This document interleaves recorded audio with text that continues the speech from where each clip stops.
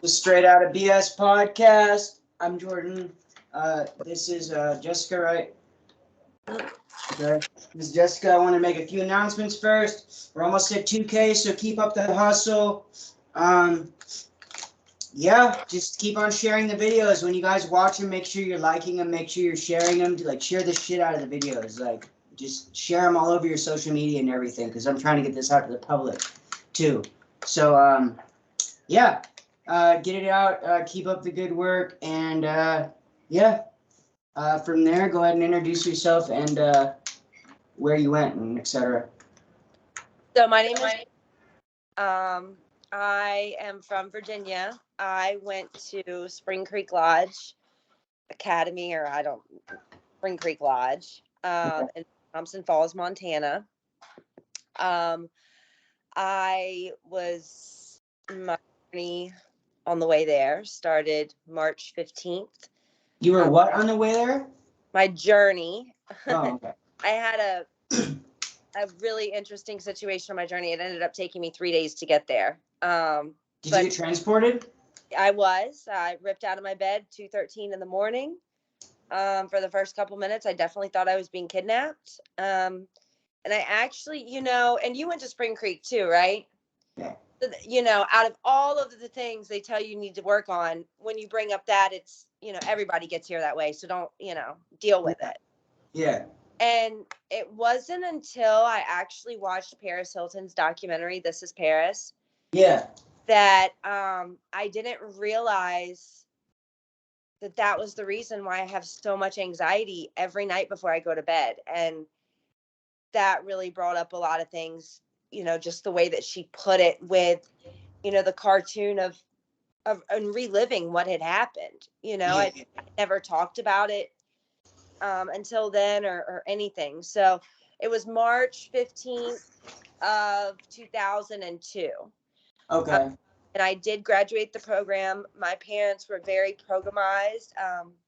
I've actually been very active on social media under a pseudonym. The fact that I have not opened up to my parents about what really happened, what I really went through. So yeah, this is going to be one for the books. Hello, Mama and Papa. For sure. Okay, so walk us through getting transported in your first day there. Okay, so getting transported. I live in Virginia, so in March, it's shorts, tank top, flip-flop weather. And I was actually supposed to sneak out that night. I fell asleep.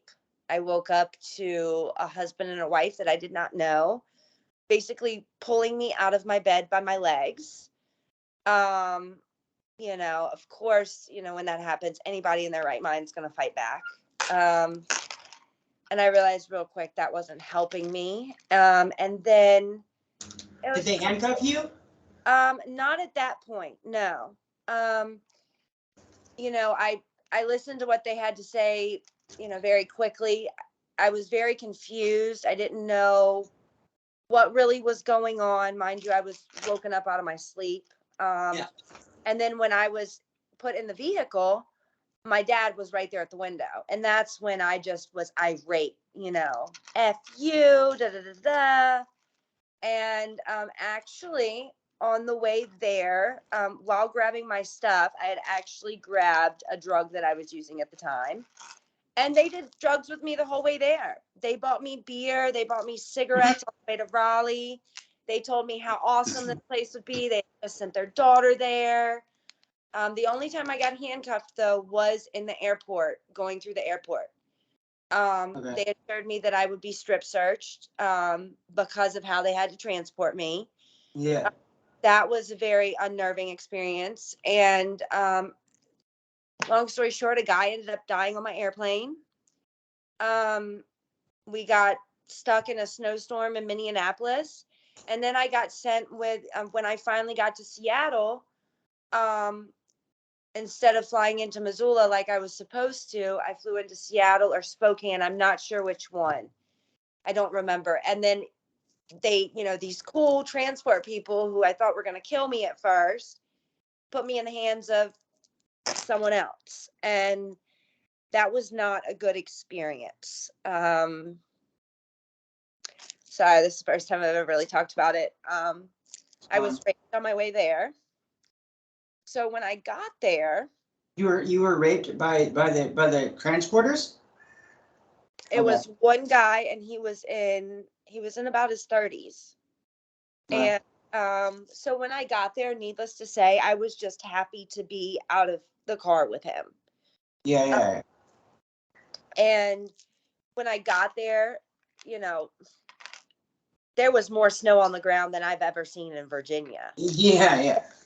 And we were getting, that's when they started taking my stuff away. And I'm like, what are you doing? Like, that's my CD player. Those are my magazines. And, I had fake nails on. They proceeded to rip my nails off with pliers. I was not allowed to have them. After they had did that and did the intake process, it was in the middle of the night, and actually a bobcat had actually killed the cats outside. So we had to wait inside. So, going through all of this and being like, what's a bobcat? Like, what's a mountain lion? Like, Yeah. But I did, I was on sick bed for 3 or 4 days. The protocol of coming in. Yeah. Wear the same clothes for about 2.5 weeks. It was, that's when I realized, luckily my bunkie was a third level 3. And she was like, look, if you fight, it's going to be hard for you. She basically gave me the lowdown one night. She was like, this is a big popularity contest. The more you make people like you, the quicker you can go home, especially if your parents are programmized. Mine were definitely programmized. They don't want to admit that a lot of the stuff that they encountered of the hypnotism or hypnosis and brainwashing could have ever happened to them. Yeah. But I feel really torn because, what I was doing, I have an 8-year-old, and I think about it all the time. Like, if she were doing the things I was doing, what would I have done? Mm-hmm. Now, what I've been through, would I send her butt away to a place? Depending on how bad she is, but I would do my research about it first. Yeah. And I, that's one of the reasons it's been hard for me to come out with my story, because I know my parents were lied to. I know they didn't do it on purpose. Yeah.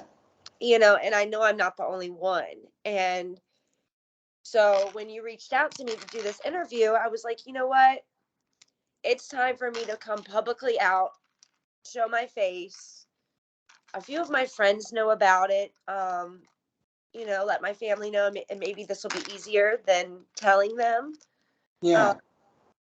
But it's time to come out publicly and step up, because there's a school within an hour of me. I'm not sure the association. I know it's not a W.W.A.S.P program, but that does bother me a lot. Yeah. Because these places, they need to be stopped. Well, yeah, or at least fully regulated. At least, like, completely fully regulated, but I don't even know if that can happen at this point, because the people with them that have control over these companies have such deep pockets, they'll just buy the cord off. Exactly. Whatever the fuck they need to do. And, and I didn't realize until I knew the program was shut down, and I started doing some research into it. And then, clicking on the internet led me to Montana high school records. Mm-hmm. The one thing that makes me so mad about that place is I was so proud to graduate early. I don't know if you had that option but I was so proud of that. And I've always told myself, fuck all this shit that happened. I graduated early, and I graduated before all my friends. Yeah. They never registered my graduation with the state. So therefore, I don't have a high school diploma. Yeah, I've heard that happen to a lot of people. Yeah. Ironically, I have 3 college degrees, but I don't have a high school diploma. My school just never checked. They took my transcripts. They never looked into it. Yeah. But that is the one thing that's like, you know, you're there, you feel like they have so much control over you. And when you leave, it's like, it's time for me to get my control back. But they messed that up for me, you know? They messed that up for me along with a lot of other stuff. But that's the one thing that makes me the most angry out of all of it is we were never given that opportunity and that honesty. You know, not only did we school ourselves, basically, Yeah. Yeah. you know, but I worked my butt off for that early Yeah. graduation Yeah. to find out years later that it was bullshit. It was Yeah. false. I just wanted to pause and say, was not blowing you off. I completely apologize about the mistiming thing. I Oh, no, literally, it's totally fine. I just don't want you to feel like, I wasn't taking you seriously or whatever the fuck, I just thought maybe like, oh my God, did something happen? Like, is he okay? You know? Well, literally, okay, check this out. So today I dropped my phone getting on the bus and I fucking thought I lost my phone today. But it turns out that somebody that was sweeping downtown picked it up, and I ended up getting my phone back. But I literally almost lost my phone today. It's like a $400 phone. So shit did kind of happen to me today, in a weird roundabout kind of way. But yeah, I'm good. I'm good. I just didn't. Really nice of that person. There's not a lot of good people like that. Yeah, I got really lucky. I got really fucking lucky. He was in a bad part of downtown too. So. Oh. But yeah, I'm sorry about that. I just didn't have it in my calendar. It's the first time this has happened, but yeah, I just wanted to let you know that. It's better because I would have been at the pool doing this interview, and I don't know if I necessarily would wanted to be in a bathing suit. Yeah. This I can represent a good band. Yeah. Grateful Dead all the way for sure. Yes. Okay. How long after you got there did it take for you to realize like, oh shit, this place is crazy? Like, well, you probably realized that like kind of right away, but like how long like until you like learn the rules and you're like, oh shit, this is like this is crazy. Or what did you think of it? Like, So, my bunkie basically like scared me shitless, and she was like, look, if you fight, they'll fight you back. If you act up, you get sent to the Hobbit. And I asked her what it was, and she was like, you don't want to know what it is. And I was from one of those families. We had a really nice staff member, because I don't want to call him family mom, because that was just such bullshit. And then we had one that was like evil. Okay. Yeah. I think that was a pattern, but she basically gave me the lowdown on the rules. And so I followed the rules. Once I realized like my parents were like dead set on keeping me there was nothing I could do.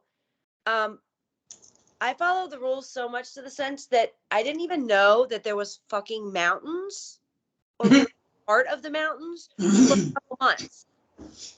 It wasn't until July. So I went there in March and July 11th is my birthday. And on my birthday, a bird shit on my head. There? Holy shit. It's crazy. Line, right. Did you say that's really lucky? No, that's crazy. Oh, yeah. So a bird shit on my head. We were in line right in front of the cabin. And mind you, this was my birthday. My birthday was on a Saturday that year. Yeah.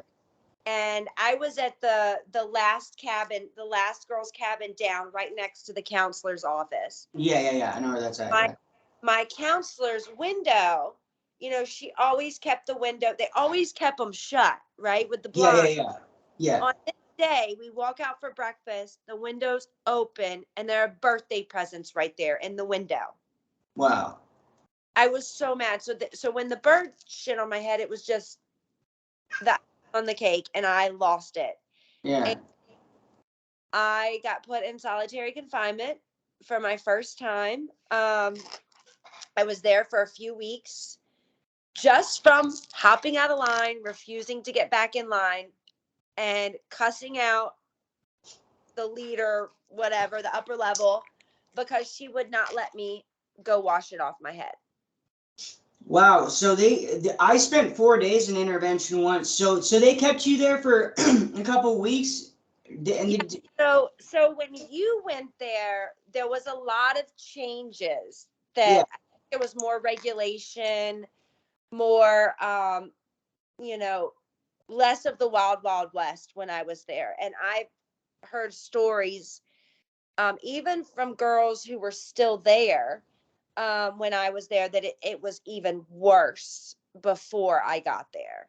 Oh yeah, yeah. Yeah, so there was this one girl though.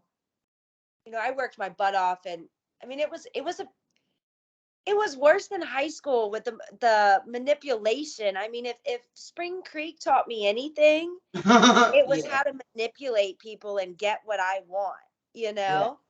Yeah. And the like still to this day, my parents are convinced that I, did a lot more stuff than I did because I think it's natural. Like at that age, you glorify what you're doing to make it seem cool.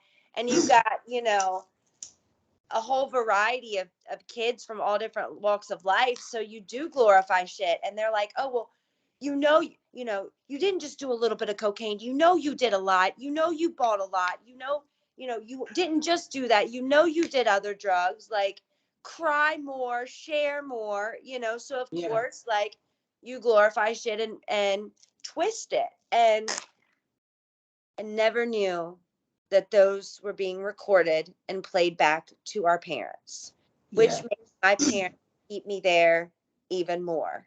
Yeah. And, you know, it's, I feel bad because I played the game real well. I got to upper level, about to go home in, I think, 11 months it was. And then one girl who was getting ready to go home wanted to clear her chest, and I dropped down to level 1 because I would wake up in the Withholding? morning and I would toast my bagels in the toaster. So did you get a withholding or did somebody just rat you out? She dropped like 6 of us. Oh wow. So then, here we are, these upper levels, dropping back into our families and running shit basically. And there was this one girl who always wanted to be in the Hobbit. She always wanted to be there. She never wanted to be with the family or anything. So we came up with this plan. We were like, if you run, you'll Yeah. stay there. And if you run, it'll help us because we can get our levels back. And that's basically what happened. We planned it all out. She ran. We all jumped on her. We all went to Chafin. Like, we did this together. We should get our levels back together. Got it back, and I was out of there in 2 months. Damn. That's crazy. Okay. Well, no, about 4 months after that, I think. Walk us through your first seminar. Oh, sorry, Liz. Walk us through your first seminar and like how long after you got there did you go through your first seminar and what was your experience of it? First time at the seminar, I was like, fuck this is crazy. Was that orientation or discovery? I think it was just, or I don't remember. See, I literally burnt, like at the end of the, before you go home, when you burn everything, they Yeah. talk into burning everything. I'm talking about, I was adopted. So stuff that I had from my biological parents that I'll never be able to get back. Yeah. Point shoes, like stuff that I would have loved to show my daughter. Like, this is what I did as a kid. I don't have any of that. And so when I got home, I did keep the stuff for right many years. And at the beginning of COVID, I was deep cleaning stuff out. And I was like, I do not want to look at this shit. And I burnt it all. But Okay. I had everything up until then. I do still have, like the quote folder you make and like, Yeah. all of that. I do still have that. So I'm not sure of the order of the seminars. Okay. It took me a few times to do it because first time I was completely closed off. I want to say it was maybe within a month of me getting there. Okay. Did it a second time. Got caught having inappropriate relations with a boy. got kicked out. And then the third time I was like, you know, after a few mishaps at the beginning and eating boiled eggs with no salt and pepper, no condiments, not being able to talk to the people I wanted to talk to, I was finally like, you know, I'm going to manipulate the crap out of this and I'm going to get the hell out of here. And that's what I did. But I don't remember which seminar it was that you did the I am statement, but I am statement was discovery, and then the purpose statement was focus. Okay, so the one where it's like a hypnosis and they walk you through when your rebirth and you see the stone and the words on the stone. I can still close my eyes and see those words being carved into the stone with that bright laser. Really? Yeah, I mean, I don't know what type of hypnotism it was. I mean, there was definitely a lot of hypnotism that went on at those ceremonies. Yeah. And also another thing that I looked into was, feeding people mainly only carbs allows you to have more mind control over them.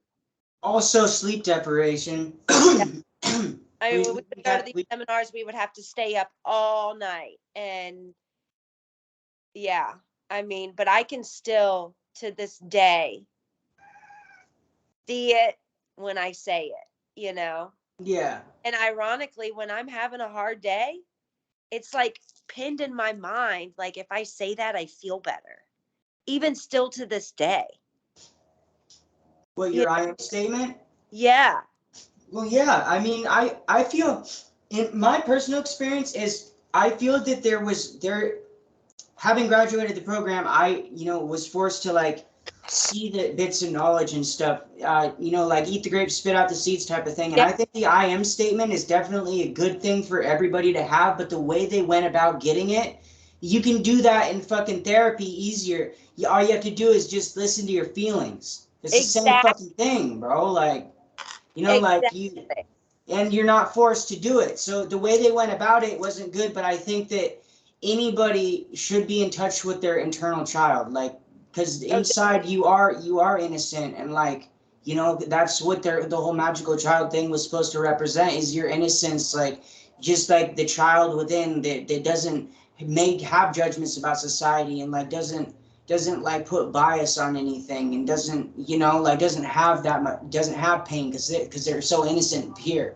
So I feel like that's a good thing, but the way they went about it, man, it's just not. I mean, the way they went about those whole seminars, like, it's gonna sound weird. I feel torn like you. Like I learned a lot. I definitely still apply some of the, vote, step left. Yeah. I definitely apply that to my life and live by that. So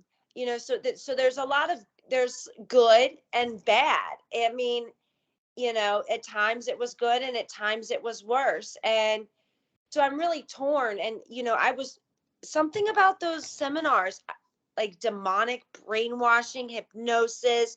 I don't know what you want to call it, but the more and more you do them, the more and more programized you become. I came home, I was going to seminars with my parents. Okay. And talking to other parents about how it changed my life. Yeah. I even want to know how many parents sent their children to these places as a result of speaking with me. But that's what they would do. They would, they would get the parents on board, and then, hey, bring your kids. We can help save more kids. And it's just it's a cult. It's a brainwashing cult. I mean, that's what I really feel like. But at the same time, I learned a lot about myself from it, Yeah. It's like a just double-edged sword. Yeah, definitely. And I mean, like, I feel like the whole thing, if we weren't forced to go there, if we were like, if to me, it would be a completely different thing if I had chosen to go there. Look, I'm choosing to go through this, okay? I don't know what to expect, but I'm signing up for this myself. But to be sent there against your will, and hey, you have to fucking feel your emotions, you have to feel this shit, that's not the way to go about shit. Like it's literally the same thing as taking an addict off the street, throwing him in rehab and being, you have to graduate here or else you're going to die. Like, that's the same fucking, like. And it's like the saying, with jail, you go in as a low-level drug dealer, you come out with a PhD in it, That's like this program. I mean, I have had to spend a few days in jail. Jail was so easy compared to Montana, I swear. I mean, the cattiness, I don't know how it was for girls. I mean, girls can be evil. And if we didn't like you and you weren't in that clique, you'd never move up. Yeah. Same with the boys. Yeah, definitely. Yeah. I mean, it did not matter. It did not matter at all. When you went there, I do have a question though. When you went there, were they still medicating everyone? Medicating, how so? Like giving them prescription medication? Mm-hmm. I was getting my prescribed medication, yeah. Like, did they change like the same meds you were on before you went to the program, or when you went to that doctor, did they change everything? Okay, so I was prescribed. Damn, I have to think about that. I know I had prescriptions before I went in there. I was taking like Adderall and like I have ADHD and fucking, so I was taking Adderall and I think like 2 other drugs. But then the doctor was trying to push a bunch of other shit on me. Yeah, definitely. Yeah. The doctor was a kind of a weirdo, dude. He had like a cowboy hat on and fucking, it's like, this dude isn't even a fucking doctor, bro. He's a cowboy. What is he doing in here? As a female, and this is something a lot of the females experience. I don't know if this doctor was the same doctor towards the end, but going to the OBGYN, your gynecologist, like, I had never had that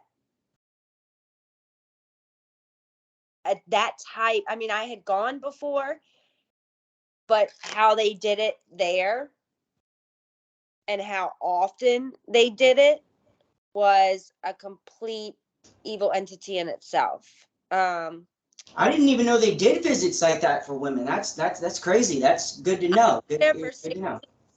I probably had over 8 or 9 done. And then so when I got out and, I have to make that appointment, I was terrified. Did not know what was going to happen. And then when I had my appointment and I realized, like, okay, so what I went through in Montana was some seriously twisted evilness that was done, and I know I wasn't the only one. I know that there were some girls it never happened to, and other girls it happened, and some girls fought it and it still happened. There was a lot of that going on. And even when I was there was an inappropriate relationship with a staff member and a female student, with multiple female students. And how did you find out about that? I knew about it, huh? Sorry, what was that? And I said our female, our family moms, they knew about it. It was no secret. They knew about it.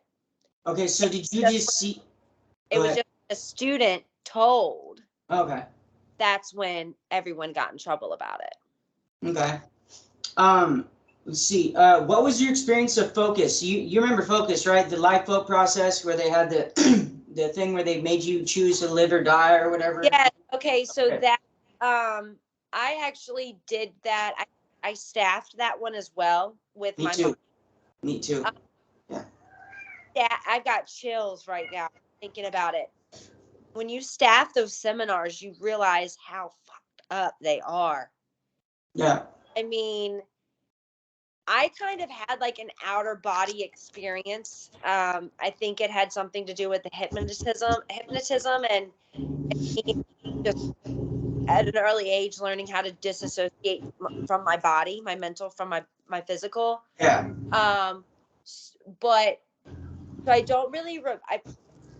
I think my mind has blocked out a lot from that, but I do remember of how many kids, when I staffed it during that process, you would literally think that they were dying. Yeah.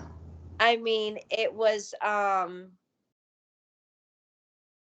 that's when I realized, like, holy shit, like, we're not just closing our eyes and being walked through something. Like, there's something else going on. And, you know, we would always joke about, like, don't eat the seminar food.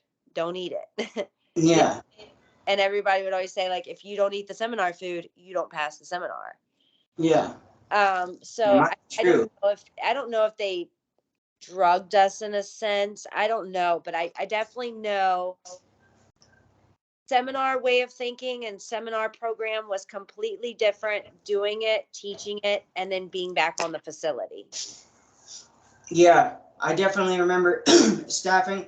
The only part when I was staffing, I was like, when everybody else would go around like screaming at each other, like, you're a slut, you're a bitch, whatever, like during the release process, that's the time when I'd be going around saying, bro, just, you're gonna make it through this, just, you're almost done, like, just hold in there, bro, like, and like, I wouldn't just be, I'm not trying to break people down, I'm just trying to help people through it. How did you still be able to sit through and staff this and do the seminar without, because that was a big thing of, you know, I remember the morning of that and the meetings, you know, that you would have every morning. Oh, yeah. Kids would come in and we were actually given, I want to say we were given pool noodles. Yeah. To hit the kids with. Oh yeah. There was some shit like that. Definitely. All I'm saying is that, like, I would be sneaky and like try and like give words of encouragement instead of fucking tearing them down, or like fucking cause once I spent the first half of my program rebelling and shit, so I saw both sides of shit. Like, I dropped into all the lower level families. I was started in Honor, dropped into Quest, dropped into Respect, dropped into Genesis. So I experienced like everything. And then I fucking started working my program after they threatened me with Jamaica. So like once I got in the upper levels, I was like, okay, cool. Now I'm gonna play their game like the way I want to play it, instead of the way these motherfuckers want me to play it. Because now that I have power, I'm gonna coach people. Like, instead of giving people consequences, you can ask anybody that went there with me. Like, they'll be like, yeah, he always looked out for me. Like, but if you were an asshole to him, he's gonna fucking light you up. Like, that's just my thing. You know what I mean? Like, I go off respect. Yeah. And so like, if you're respectful to me, I'll be respectful to you. And like, if I call you, like, I would call people out for consequences and be like self-correct just to show up for the program, but I wouldn't actually write them down. That's how I'd get away with it. Is like, I'd call it out so they'd be vocal and shit, so they'd see me and hear me and think I'm working my program. But at the end of the day, I might give them like, if I gave them like 2 cat 3s or whatever that I called out, right? I give them like maybe a cat 1 and like 2 cat 1s or something, instead of like 2 cat 3s. You know what I mean? And so I'd work with people. It was definitely like, if you didn't like the person, or if they weren't in your little clique, you gave them hell. Oh yeah, and I saw that happening. And now, too nice, you would get kicked out of the clique. So I definitely like give you props for not falling into that. You know, they talk about how much, you know, when you were at home and doing all this bad stuff, how much you were peer pressured. I ain't never had so much peer pressure in my life except for being in Montana.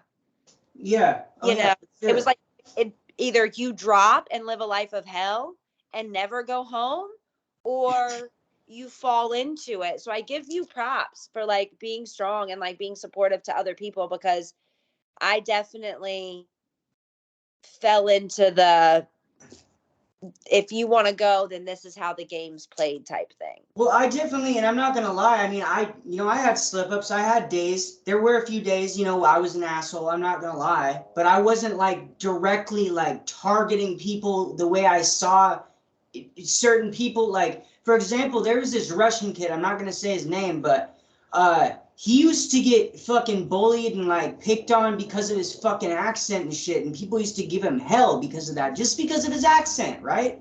And he couldn't really talk that well. So I was just like, look, man, if you try and like give this guy shit while I'm working, I'm gonna light you up. Like, I'm telling you right now, I'm gonna give you like cat 3s and cat 4s for extreme disrespect. Like, you know, like, cause there comes a point where, bro, you're not you're not just like you're not playing with him. You're really trying to jag into him and like rip him apart, bro. You're really starting to do damage, and it's already hard enough being there than to get singled out. And I've been one of those people that was singled out in a family before, and I've been shat on. Like when I first got there, I lied because I was trying to fit in, and somebody asked me that my favorite kind of cigarettes, and it was like the stupidest thing ever.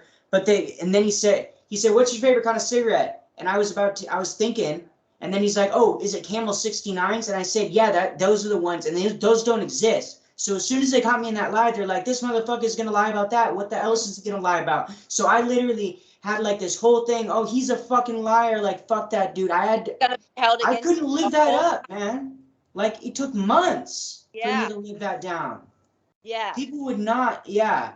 So I've been that person, like, and I've felt like like when I was being in intervention and study hall every day, like I've been at the point where I felt hopeless and like I didn't give a shit. When you say intervention, are you talking about solitary confinement? Yeah, I'm talking about solitary confinement. So that's what they called it? They called it intervention. They called it Hobbit every now and then, but I think they changed the name probably deliberately. So people study hall instead of going to the worksheet room, they just called it. No, that's the same thing. That's the same thing. Study hall and worksheets. Yeah. Yeah, I know they they changed a lot. I think they had a lot of pressure come down and before. Well, it's probably my thing is they probably had word of mouth getting out, right? Oh, I hear about the Hobbit, like maybe in the town or something. This is just speculation, but like, I think they changed it on purpose, the names on purpose. Because I don't think they would do that without a reason. You know what I mean? Yeah. So, I mean, because it was known as the Hobbit. Yeah. Like solitary, the Hobbit. Yeah. That's what we called it. Yeah, for sure. But yeah, I've been the one that felt hopeless and like no matter what I did, like I couldn't catch a break, and I still deal with that. Like I'm always waiting for the other shoe to drop. Like I'm like always looking behind my back. Like it's so hard for me to trust people. Like I just like I have like 2 friends in my real life, like 2 actual like that I can count on. Like I can call them anytime. Like it doesn't matter. They know what it is. But like in general, like I have such a hard time trusting people. It's just, and it's crazy. And it's like, I've noticed too, from talking to a few people, somebody brought up the other day that I've actually like, my ability to like talk to women, like for example, like if I think a woman is attractive or something and I'm at a bar or something, I can't just go up and talk to them. And I was thinking the other day, maybe that's because we were not allowed to talk to them for so fucking long in the program. And that I literally blindfold you, put you stagger, male, female, male, female, male, female, butt to gut. Yeah. You haven't even been able to look at a boy the whole time you've been here. Yeah. Like I think I have a few friends that I still keep in touch with from the program, and we've talked about things, and I think my trust issues, not trusting people, not wanting to get attached to people because they can turn on you so quick to get that level, to get that support from the people that they need. That's a common thing. And I know this is going to sound so cliche, but I did not realize how much of why I am the way I am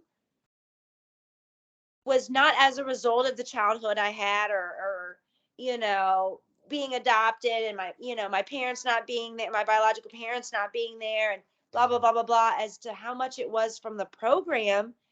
And I didn't realize that until I watched Paris Hilton's documentary.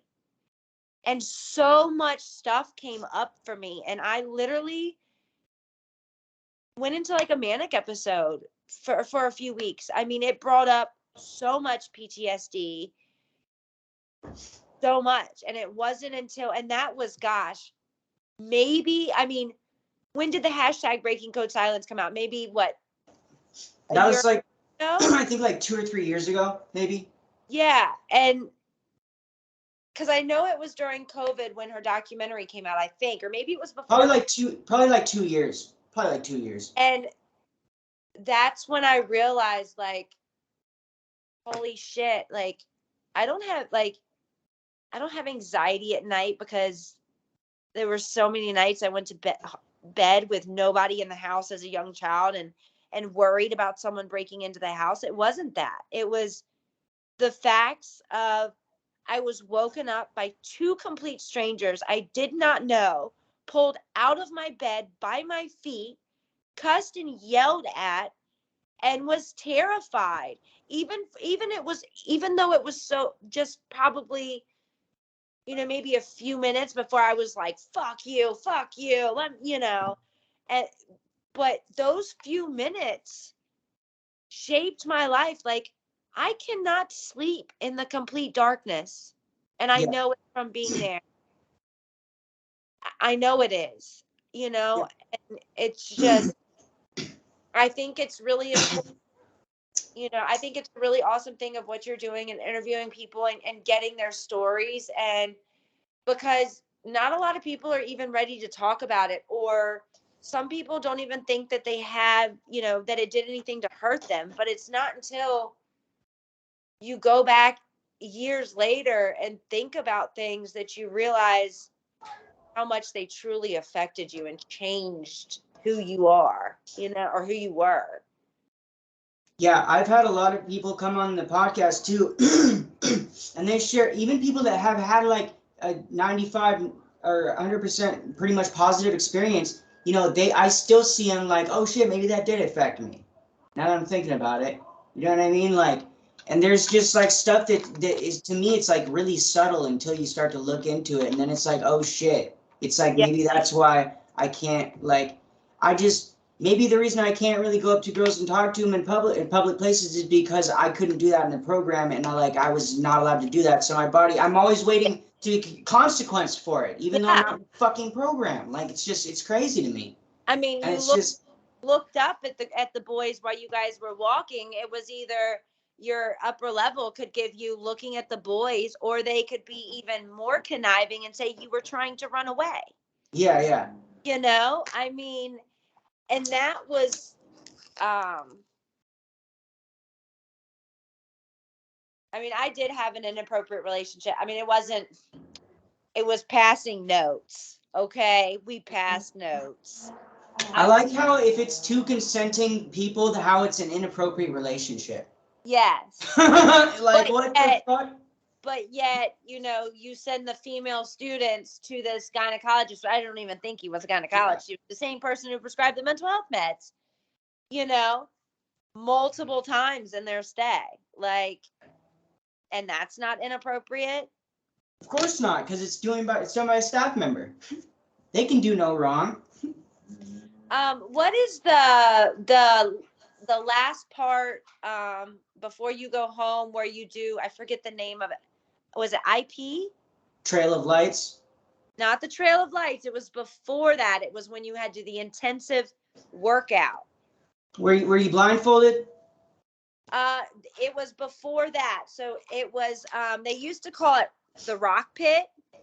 And I know, I've heard about it. What was your experience with it though? I don't think they did that when I was there. I was the last person to graduate though before it was shut down. So a few months before me, someone got seriously injured in the rock pit. And I want to say that they would blindfold them and they would make them, like, they would have to run all the way to the other side. And like, someone really like broke their ankle seriously. So I was the next group after that, and they did not make us do the rock pit. They made us do something called, I want to say it was IP, HIP, I think. Yeah. Okay. Or IHP maybe. Okay. And we were told to, get dressed, and it was going to rain that day. So I had a windbreaker on, and, we're doing all of this stuff. And I kept telling him, I feel really lightheaded. I feel really lightheaded. I don't feel right. Well, I ended up like, it was a raincoat, like a rain poncho where it doesn't release any heat. It keeps it all in. Yeah. I overheated and I fainted. Oh, And wow. they made me, and I was puking, and they made me back up and do it again, and would not let me take that raincoat off, a rain poncho. And that was really ridiculous. And then they took us in the woods, being lined up, boy, girl, boy, girl, boy, girl, blindfolded, holding onto a rope, and took us out into the woods. And mind you, I mean,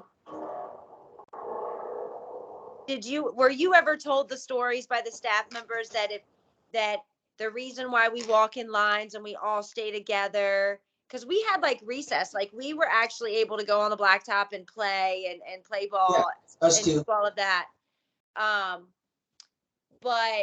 And then they took it away. So at the beginning, they didn't have it, and then they added it. That's what it was. But they would tell us, like, don't wander too far off the blacktop, because, like, the mountain lions, like, they snatch little babies out of the front yards and, like, eat the kids. Like, were you ever told those stories? I remember hearing something along the lines of that. Yeah, they would say a bunch of funky shit to get us to stay on the tarmac and whatnot. Yeah. But usually they'd just be like giving us like out of areas, like a cat 4, or sometimes an out of area could even be a cat 5. So like anything could essentially be an out of area. If you just stepped off the tarmac without asking to go retrieve the ball, you can get a fucking out of area, which is it's dealer's choice. They can either give you a cat 4 or a cat 5. Usually they give you a cat 5. They just say fuck it. Yeah. But, like it's just. I mean, like here, I remember before we went out into the woods, like they went over, like, okay, what do you do if you see a bear? Like, what do you do if he's coming at you quick? What do you do if he's coming at you slow? Like they went over that stuff, and then they blindfold us, take us out into the woods. We don't know where we're going. We're stepping over rocks, falling down, twisting ankles, holding on to this rope. If you let go of the rope, everybody had to go all the way back to the beginning. So, I did not want to be the one responsible for having every beginning. Yeah. And then we had to find our way back to the rope. They took the blindfolds off of us, and they just left us there. And we're like, we'll be watching, and you have to find your way back to the rope without talking. And I remember. Did you non-verbally communicate? Could you was there? We could do hand, but we could not speak anything. We couldn't make a noise or anything. Yeah. But I mean, it took us, we did not get back until. It's an all-day thing, right? In the middle of the night. I mean, we went out there in the afternoon. We didn't have any food. And it took us hours to blindfold everybody, put them in line, and then take the blindfolds off and tell them they have to get back in line order without talking. Like, who doesn't know? Yeah. You've never seen these. I mean, you've seen the boys before, but you've never been close enough to even know their name or know anything about it. So it's like you were never told the few seconds before you're blindfolded in line that you must remember everything about the back of this person's head and the shoes that you can see from the person behind you, because you're going to have to remember it to get in line order, and you can't eat until you do. Yeah. You know? Did they make you clean with the blindfolds on at all? No. Not that I remember. Okay. I just remember the vacuum. Did they still have the Henry vacuums when you? Yeah. Okay. Yeah. You can buy them off eBay. Oh yeah, I seen them. Yeah. So funny. So the only thing I remember about cleaning is in the family next to me, because I was in Serenity was next to me. Integrity? Passion? Yeah, Integrity was what I was in. And they actually beat this girl really bad with Henry in the shower. Wow. Oh, wow. So, it was always known, I don't know about with you. I mean, I think it was depending on who was in your family and who your staff member was in the upper levels at the time. But there were some times like you did not want to go take a shower. You did not want to go into that bathroom because the bathroom was no man's land. Yeah. Nobody could see what happened. And that's where everything went down. And, that was the dangerous part. Yeah, for sure. Let's see. Did you go through, careful, Lilith. You have sharp claws. Let's see. Did you go on any work projects? Did they have you do any work projects for extra points or anything? No, but I did get to live off campus in one of the cabins. Like with Cameron and Chafin? No, so the program was rapidly growing, right? Right. So it got to the point there was a boys cabin and a girls cabin, and it was a long road with like a bison that we passed every day. It was maybe 15, 20 minutes from the facility. But granted, just the road to get up to the facility is like 10 minutes long.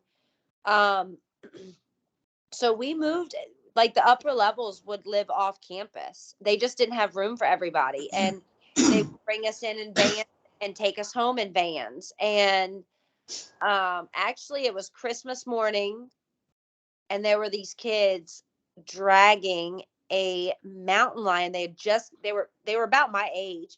They had shot a mountain lion, and they were dragging this thing down the mountain. And I will never forget, its paw was bigger, like the pads of its paw was bigger than my head. Oh That's yeah. how big this thing was. But no, we lived off campus, and I mean, it was a lot more lax when it was off campus. Like, some staff members didn't give a shit. You could do whatever you wanted to do, like toast your bagel, I don't care. But then you had like the goody two shoes who wanted to tell. I mean, I don't know if that was a big thing in like the guys' side, but on the girls' side, it was like all the big, goody two shoes wanted to clear their conscience before they went home and write a letter and tell on everybody, and then everybody gets dropped when that person's gone. Oh yeah. There used to be SOF parties. We used to call them SOF parties. Fucking people would write statement of facts, like 10 people, and then you'd fucking drop like a whole family. Yeah, I Yeah. remember that shit. When I was there, we went down to lower facility down near where the fucking seminar building is. That's where the boys lower levels was at. We had like a track and everything. We had a fucking weight room. We had a Wow. track.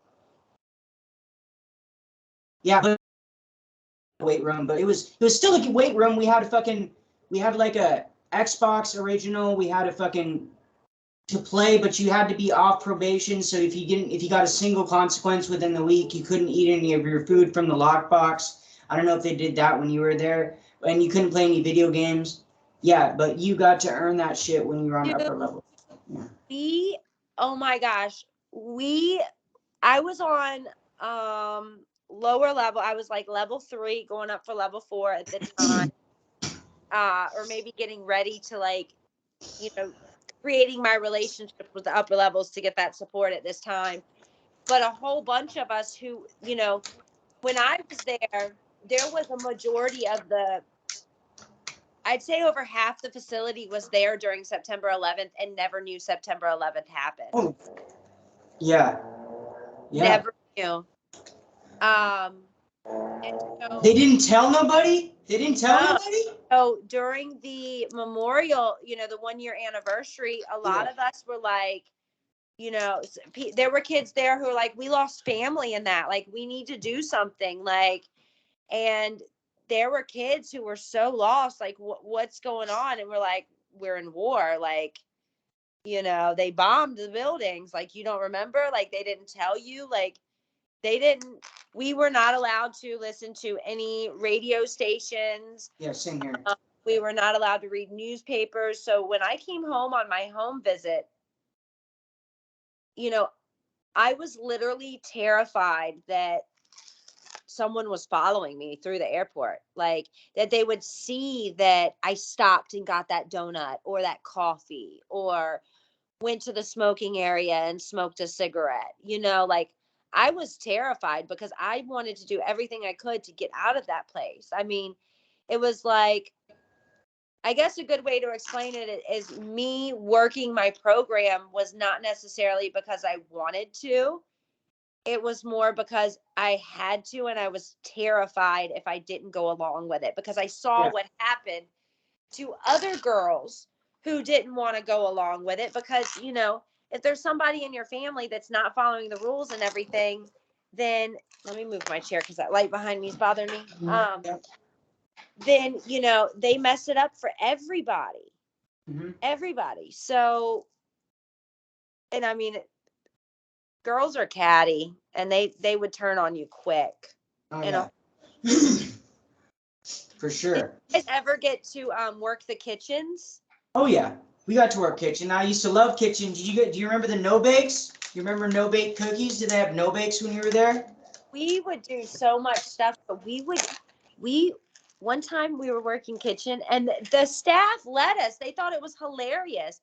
I mean, we did, in the family I was in, we tried to do everything we could to get high, like eat toothpaste, drink. Dude, I fucking made acid out of orange peels and toothpaste.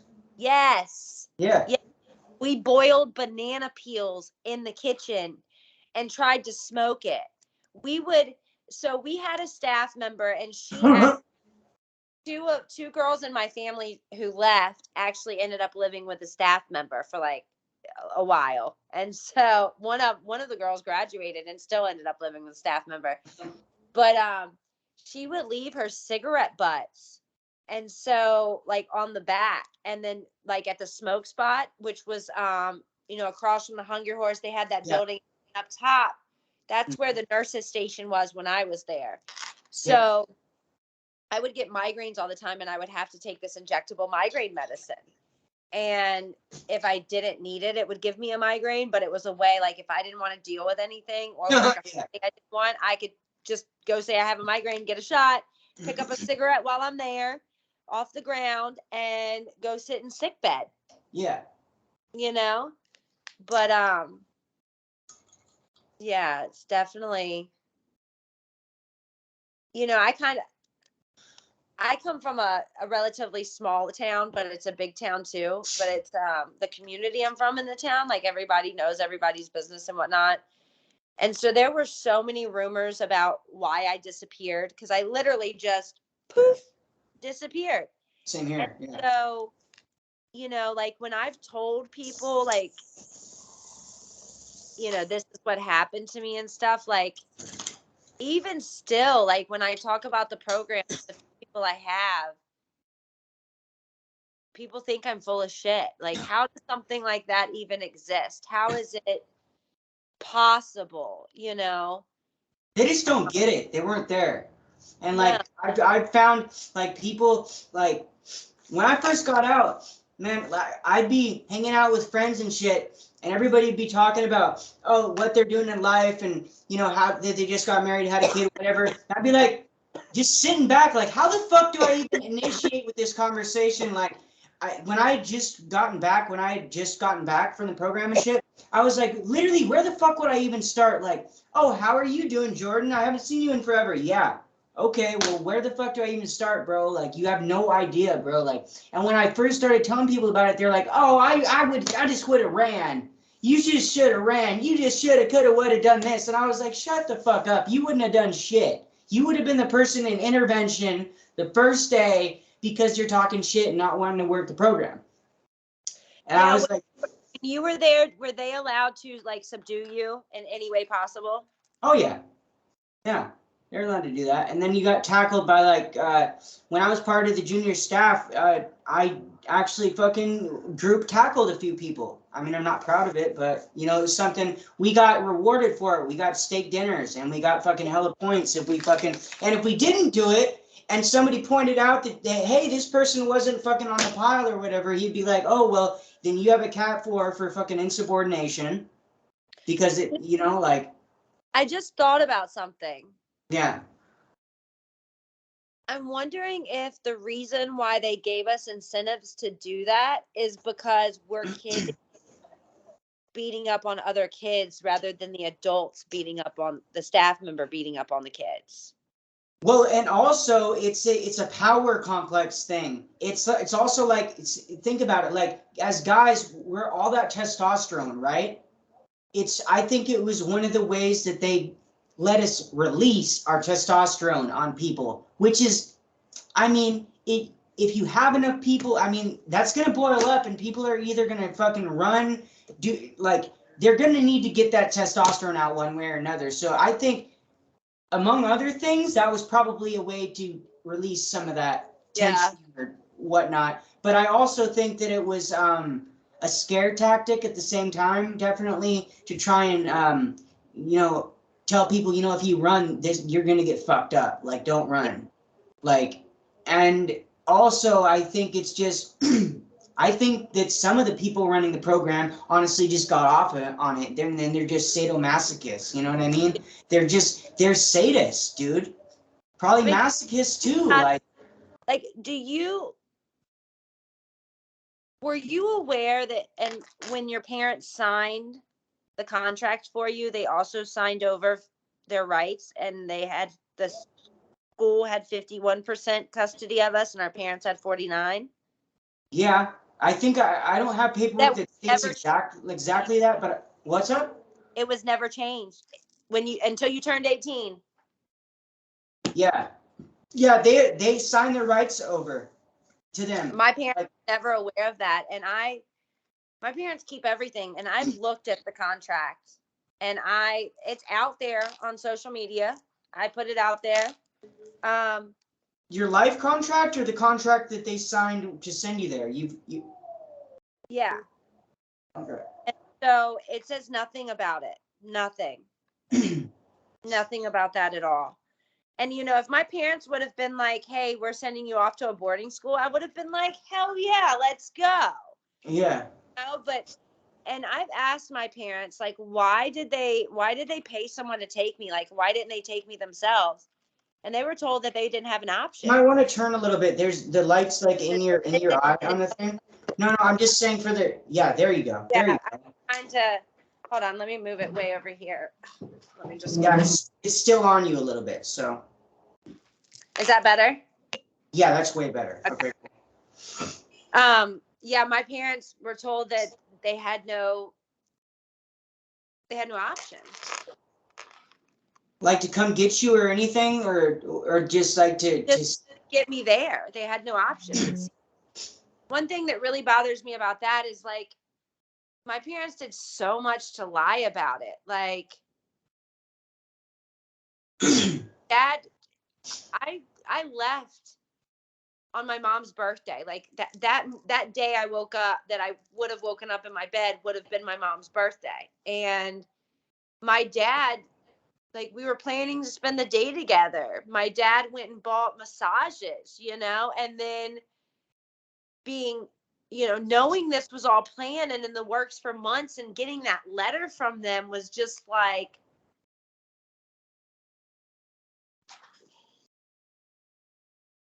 I still today, it doesn't sit right with me. And when they see this, like, I hope they're not hurt by this, but, you know, being adopted and being just pushed away to Montana. I mean, yeah, I know that they didn't know what it was really like, but it's hard to let yourself get close to anybody, even after being something like that. But for somebody to be the ones that you're the reason you're there, yeah. You know, it's even harder to have that trust and connect, like, to fully allow yourself to open up to someone. Like, and I don't know if I will ever be able to. Yeah. For that simple decision they made, that, you know, yes, it was their decision, but it was my experience. Yeah. And that experience still haunts me at times today. Yeah, for sure. Yeah. Did you go to any of the wilderness things? Did you hear about wilderness at all when you were there? Yes, that's so are you talking about where they, like, take you in the woods and camp out and all that stuff? Yeah. It was like they did it sometimes with some of the students from Spring Creek.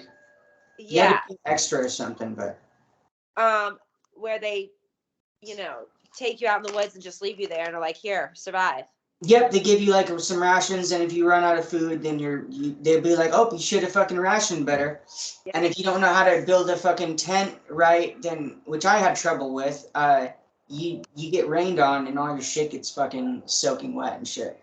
But yeah, so you never went to that though, but you heard about it? No, I did. You went to it? Mm-hmm. Okay, what was your experience of that?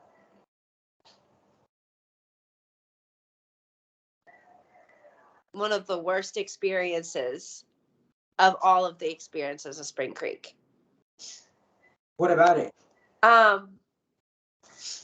Just the fear, just being terrified of, being in the middle of, I mean, if you really think about it, where we were was 30 miles straight north was the border of Canada. We were in that top corner of like no man's land mountains. And I mean, I'm in the mountains in Virginia, but this was completely different. And like knowing there are bears and mountain lions and being told that if you run, you'll get eaten by them. And then they trained them that are around the facility. And then they take you in the woods out next to the facility, near the facility. Yeah. Like, it was terrifying. Yeah. Someone, though, I don't remember what happened, but something happened and it was cut short. And we were not there for a full 24 hours. They ended up pulling us. I know this sounds horrible, but I want to say someone had a death or something, and they ended up pulling us all. Damn. And bringing us back. And then, of course, we were all told about it before that person was, because we had to be there to support them and everything, which, as a parent, being a parent now, I can't imagine having my daughter go to somewhere like Spring Creek. However, if she was doing the things that I was doing that led me to Spring Creek, especially in today's society, I honestly can't sit here and say, no, I'd never send her, or yes, I would. And that, I don't know why, but that bothers me. And I think it goes back to, it's like a double-edged sword. I learned a lot from the program, but I also dealt with a lot. Like there were, and there's a lot of people, like from the time when I went there, one of them was a really good friend of mine. Then after the program, we lost touch. I think everybody really, a few people still kept in touch with her, but there were a lot of suicides of people. Oh, yeah. I've lost a lot of friends. Yeah. Yeah. And so, just to think that, and back when I got home, we didn't have social media. So the only way, I remember being at the community college and feeling so out of place because I missed prom. You did too. Yeah. They had the little prom there. Like, we didn't have a high school experience. We didn't, not a normal fucking prom where I could have like made out or something, like actual like normal like teenagers shit. Like, yeah. Like, usually prom's where you get your first kiss, right? Or if you haven't had it yet or something, like. The first time you've been able to speak to a guy. Yeah. However long. Yeah. And then they'd come by and be like, oh, you're too close. You're too close. Oh, yeah. But it's just, I did learn a lot there, but I gained really good friendships there, really long lasting friendships. And, more than half the people aren't here today. Yeah. Very few of them, there's a few of the girls in my family and that I graduated with that I follow on social media, and they don't have any, and I know they struggled, but they don't speak out about the program. They don't, nothing. And it bothers me because I feel like good and bad, everything needs to come out. People need to share their stories. Yeah. Because parents need to know what these places are like and how it affects their children growing up and adults, and how they're really ran. Because if a lot of us deserve really major ass whoopings, probably. Well, yeah, I was a difficult child. I'll admit it. That was a difficult But fucking job. sending your kid away to something that you think is going to help, no matter how much it does help, is going to have repercussions. Oh yeah. Just how it is. And I think that because of that, and because, some parents can't handle their kids, and, some kids don't want to be controlled by their parents, and that's their prerogative. But it needs, I think that places with regulation, with real counseling, with real psychological testing, to know what medicines to put children on, and real like therapy, like I think if monitored, these things could be successful, and they could, like the difference between a good rehab and a shitty rehab. Yeah. Sharing our stories has the potential for something really good to come out of it, not just legislation changed and regulations put into place, but also maybe somebody who's watching this video will be like, you know what? I want to create a healthy, wholesome, healing place for a young adolescent to go to who's struggling with addiction or struggling with a bad home life, and give them that ability. And I hope that my story and your story and everyone else who decides to share, like, I hope that's where it leads. And for all the people who, are going to watch this and went to the program and are like, oh, y'all are bullshit, I didn't have any problems. Good for you. You got lucky. You're the very small few percentage of people who, in some way, shape, or form, isn't fucked up even more from this. I just had to say Yeah, that. I feel you, and I feel like everybody was affected to a degree. I just feel like people, some less than others, and a lot of people I feel like aren't even aware, because for me, I can attest, like I still wasn't even fully aware. I just recently started to become aware of, oh shit, like maybe it affected me in this way. And how long is it? Like I graduated in fucking like right before 2008. So, because I was the last person to graduate from there before it got shut down. So, December fucking 20 something, like 2007 or something, right before the new year. But, yeah, it's just, so that's like fucking what, like 9, 10, that's like 12. Yeah, not too long. That's a long fucking time. That's over 10 years, and I still I'm just now starting to grasp, like, oh shit, maybe it affected me this way, and I'm just like, but my thing is, like, I just go with whatever the fuck I'm feeling, and just follow your feelings, and listen to your feelings, and don't fucking suppress shit, because when you suppress shit, that's where you fucking have problems, because suppressed emotions can even possess a person. Like, if you suppress enough shit, dude, those those feelings and emotions, in my opinion, can possess a person.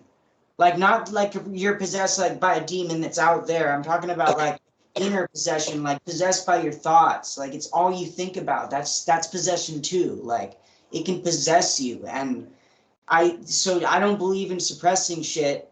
And so I feel like it's really important for people to get their stories out there. And like, a lot of people just like, I've noticed, like, they think, I don't know why, for whatever reason, they think I'm for these schools or whatever. And it's like, no, bro, I just want the truth out there. Truth is not going to give a fuck what it sounds like. Truth is truth, bro. It doesn't matter if you like it or not. Truth is truth. So, like, if it's their truth and they're speaking it and it's their fucking experience, bro, just, like, that's the truest it can be. Like, and that's the only way we're going to spread education is through truth and, like, through people's experiences. Like, you can't just, like, get people's opinions that haven't gone through it, or, like, get people's opinions that just had a positive experience from it. You have to get all the fucking angles. You have to get the good, the bad, and the ugly. Single person had a completely 100% positive experience, and not one single person had a completely 100% negative experience. Yeah, I think they do that on purpose. Because you still got, every now and then, you got that little extra bit on your plate from somebody that you knew.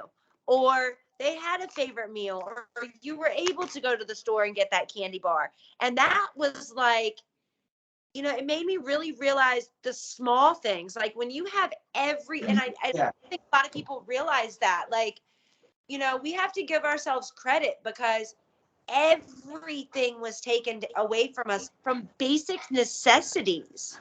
The things like deodorant, like you're walking around stinking and other kids are making fun of you. You can't shave. Like, like if a kid didn't like you, they take your toothpaste and then your breath stinks until you get to go to the store. Like, Or you get a bad hygiene, you get a fucking consequence for that shit. Yeah. I mean, all of your rights as a human being are completely stripped from you. And you have to learn how to deal with that. And you can either, go through the stage of being pissed off and fight it, or Which not going to get you anywhere, which doesn't get you anywhere. In fact, it's a detriment to your program. It's or not you going to can give in. Yeah. Nobody decides to do it because they want to work their program. No, Yeah. they break you down and you give in. Yeah. And you do anything necessary to continue to do what you need to do to get the hell out of there. Well, there are, of course, the people that were automatically brainwashed right from the start, and then they kind of go along with it as it is. So there's a few people like that. We're not saying that there aren't people like that. There definitely are. But for the majority, I think what you're saying is for the majority of people, it's like that. Yeah. Okay. Yeah, I just wanted to clear that up. Because I know some people are just like, you said this, and it's just like, no, bro. That's why I like to clarify, like, everything that I say. I like to clarify and be like, look, this is what I meant by that. Because literally, like, there's, especially online, people will come up with any fucking reason to be like, people have been saying, oh, dude, maybe you shouldn't smoke weed in your videos. And like, yes, if I'm doing a professional interview, it's legal. It doesn't matter. Well, I know, and it's my podcast too, but like, I'm going to be doing a podcast that's going to be like more like business professional, and I'm actually going to be on like live TV and shit. For that, obviously, I'm not going to fucking smoke, and I'm going to dress up. Like, I'm not dumb. Like, I'm not like. And that's one thing that the program tries to get you to do, is to become somebody you're not. Like, you're staying true to you and not giving a fuck about anybody else. Yeah. Well, that's how you got to do it. Yeah, like the genuine true way. And I think it goes back, like, I think that the people who were programmized, like right at the start, I think it had a lot to do with like if their parents were programmized, but also, Oh, yeah. You got to see all different walks of life at Montana, and you got to see so much different types of manipulation and all of these programs, and different type of brown nosers, and people who just refused and fought so hard to go against the grain of everything that the system told them to be. I mean, it's told to you, if you do this, and this, you can go home and you have the choice. And there were some people who just fought it. And I mean, regardless of how we all worked our program, and, people out there who say it didn't affect them, and people who aren't here anymore because it affected them so much, we all experienced it differently, and we all need to come together to support each other, to support those who feel like it completely ruined their life, and also give support to those who feel like it was the thing that saved their life. And then you people in the middle who are like, it was just fucked up. It was good, bad, it helped it, it's just a really mind fuckery, and it still is. For sure. Yeah, and then also there's the people that are just like feel like they're completely alone and don't even know that podcasts like this are out there even. Like, I know that there's people like that because I've run into a few, and just like, maybe it's not about the program, maybe it's about something else in their life, but there's definitely people like that. And I'm certain there's a lot from the program that just they feel like nobody else can understand what they went through, because that's exactly how I felt when I got out of the program. Is that, like, that was one of my main excuses to keep on using hard drugs. I have over a year sober, by the way. I just smoke weed, but But when I was doing hard drugs and shit, I'd use that excuse constantly. Like I've been through so much fucking shit. I've been to hell and back like more times than you can count. And it's like, but nobody could ever understand what the fuck I've actually been through though, unless you went to the program. So Yeah. that's my excuse to keep on using, because nobody's ever gonna fucking understand what the fuck I've been through. You know, like, so that I've used that as an excuse. Like, so I know there's other people out there that feel like that feel like they're alone and feel like they nobody else knows what it's like. So like the people like that, like, no, just come on the podcast, or if you need to, like, just write your story, like, get it out. Like, you don't even have to share it with anybody. Just journal the shit, draw a picture, get that Yeah. shit out. Like, if you're when you repress shit, that's what makes you kill yourself. Is shit like that. Like, you But repressed feelings and emotions, in my opinion, like they will possess you, and that's what leads to suicide. Like, you can get possessed by your thoughts to such an extent that your only thought is wanting to kill yourself, and you have to end it. And yeah, it will possess you to kill yourself, in my opinion. And so I'm just like sharing everybody sharing their stories and everything about it without judgment from other people could it has the potential to be a great thing, because adolescent anxiety and depression is even higher now. That social media makes it worse. Bullying is worse. cyberbullying is ridiculously off the chain, man. People getting doxxed, So, all that shit. I mean, when the shit I was doing that led me to the program, I didn't have social media. We had AOL Instant Messenger, okay? Yeah, yeah. It was different. And, I had depression, I had anxiety, I acted out. Kids are going to act out, but I think there needs to be a healthy place that parents can trust, that are just going to help their children, and places that children can go, that they trust that they're going to be helped and taken care of, and I don't want to say fixed, but find the strength within themselves to work on what it is they need to work on. And like, you made the comment, like, you use it as an excuse. Like, you might have used it as an excuse, but I'm sure now you're ready to actually deal with the emotional shit rather than continuing to use to put a Band-Aid on it. That's where I was. Yeah. I'm tired of these Band-Aids. Like, they keep running out. And every time I run out of a box of Band-Aids, I want another box even worse. Yeah. And I was tired of putting a Band-Aid on everything. Finally realized, like, all right, just like with working the program, all right, I'm going to do this shit, but I'm going to do it for me. And I think that's the difference with the program. I think there were some people who were able to actually do it for themselves, but I know myself and a majority of the girls that I were with, like, we faked it till we made it. We did it because we had a choice. And then it's hard to, I mean, when you try to talk to anybody who hasn't been to the program, they just ask you so many questions, like, which are legit questions, but it doesn't give you the ability to be able to.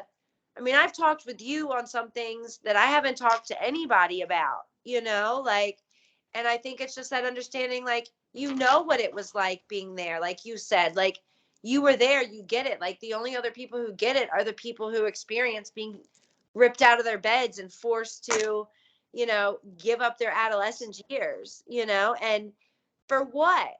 I mean, because I snuck out a few nights and did a little bit of cocaine and drank a little bit, and smoked a little bit of weed. Like, what are the kids doing today? I mean, and another thing I want to point out is, not only did they do what they did, so many of us, negatively, but there are people who gave up everything just to be able to afford to send their kids to hell. Yeah. And And maybe just come back broken. Maybe they got a completely broken child. Like, I was fucking broken when I got out. like, and these people are still getting away with it. They're still running programs. Yeah. And they're still charging bukus of ridiculous. with what my parents paid for Spring Creek when I was there, it was like a college tuition. Oh yeah, it was 3 years at Harvard is what they told me. Yeah. Said, congratulations, you could have gone to Harvard for 3 or 4 years and graduated. Yeah. I was like, what the fuck? I mean, and it's like, you know, these people, like, they're just in it for the money, and it is a, you know, type of human trafficking. You're taking children, you're keeping someone against their will just so you can get money and try to fix them. And you have no degrees, no schooling, no, you know, majority of those people had never even met people from out of state because they had never been out of their small little town. You know, like, I mean, it's not right. And it just, awareness needs to be brought. Also, we need to fucking start raising our kids better, honestly. Because if we raise our kids better, check this out. We raise our kids better, they're not going to have any more fucking kids to send to these programs because we're not going to need a fucking need for it. We just need, like, there needs to be education, and raising our children better. It's like literally like the key to this. And like, also, if you don't know how to raise your child, just don't fucking have a kid. Like flat out, like if you're not happens and you're well, I know.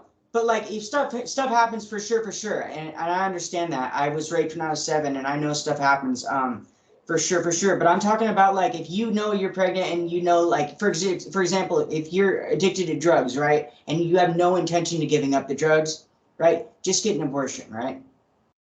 You know? As long as it's not too late term, in my opinion. I'm not for late term abortions, but I definitely feel like if you're not in a good position with yourself emotionally and you're going to be projecting a bunch of bullshit onto the kid, even unconsciously, because people do that unconsciously. They don't realize, like, a lot of parents that I've noticed, like, they don't realize, like, something as small as, like, not looking at their painting that they drew.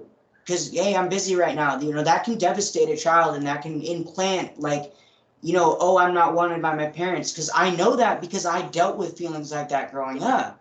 So, like, I know how little shit, like, something that's minuscule seeming to the parent can be life shattering for the child. Yeah, very detrimental. I completely agree with you 100%. And, you know, and same time, like, no child's alike. Every child's different.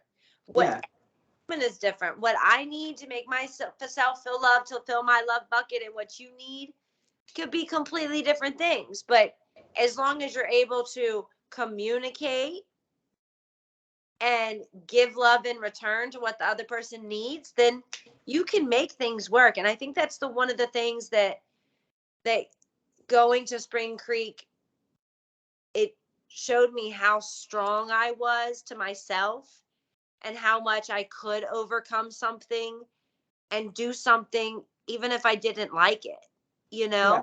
Like, if you work hard enough at anything, you can achieve your goal.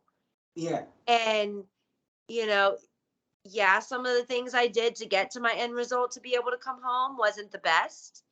And, you know, I wish I could say I'm sorry to those people.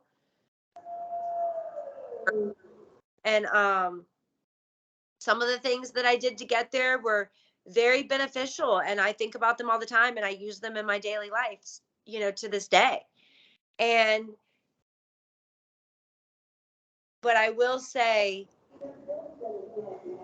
I thought that now looking back on it,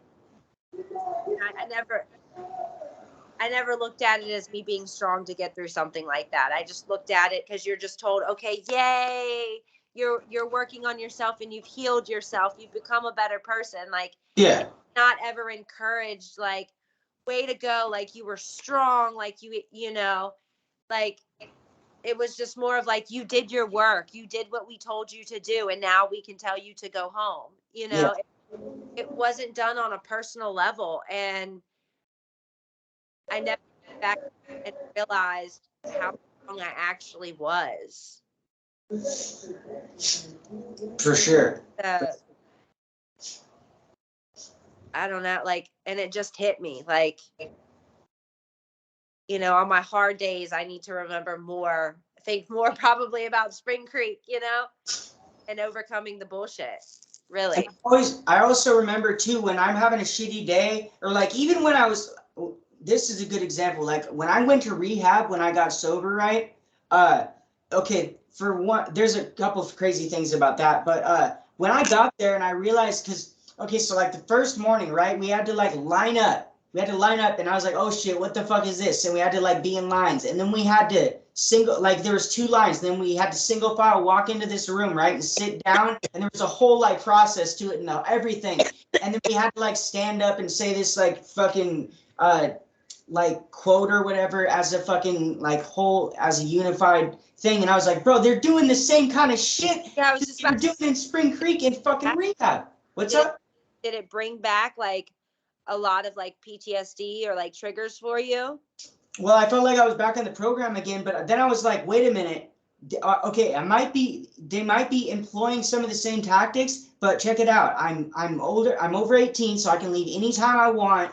I've been in a lot worse than this. And so literally the first day I got there, I was like, cool, can I get all the homework for my entire stay here? Can I just get it all right now? Because I know exactly how to fucking do a program like that. I was like, I know your fucking game. I'm going to jump head first into this shit. And everybody was looking at me because I had all my homework done for my entire stay. Like it was supposed to be like a month and a half, 2 months worth of work. I got it done in like 2 days. And I was like, yep, I'm done with all this shit. Can I leave?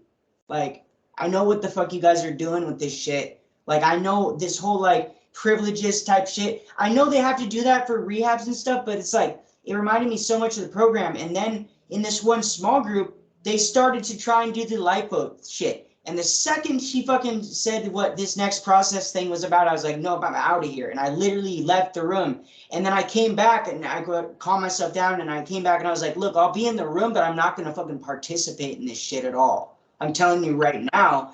And then she's like, oh, no, it's not bad. And I was like, no, you don't fucking understand. I was traumatized by that shit against my will. Like, I didn't have a fucking choice. And then this one person was in there, literally looked at me and said, you're a fucking weirdo, da-da-da. Dude, I almost fucking lit him up, dude. I almost punched him in the face. I was like, bro, you don't know what the fuck I've been through, bro. Like, you don't know what I've seen, like, where I've been, like, so don't try and tell me I'm a weirdo because I don't want to do a fucking cultish goddamn process. Because you don't get it, bro. Like, you don't understand what they're doing here. Like, I get it. Like, I know. Not beneficial. Like, if, I recently started practicing yoga because I got a job at a yoga studio. It's been almost a year and a half now. And that's awesome. I would highly, how therapists always talk about that breathing. There's a breathing that helps you calm down, but they don't tell you how to do it. Yeah. Right? Yeah, breath work. Well, yeah, with yoga, it's when I did it with yoga, it finally clicked. And I wish I would have, had been introduced to the practice of yoga years ago, but that's the one thing that I will say, because I'm in sobriety too, and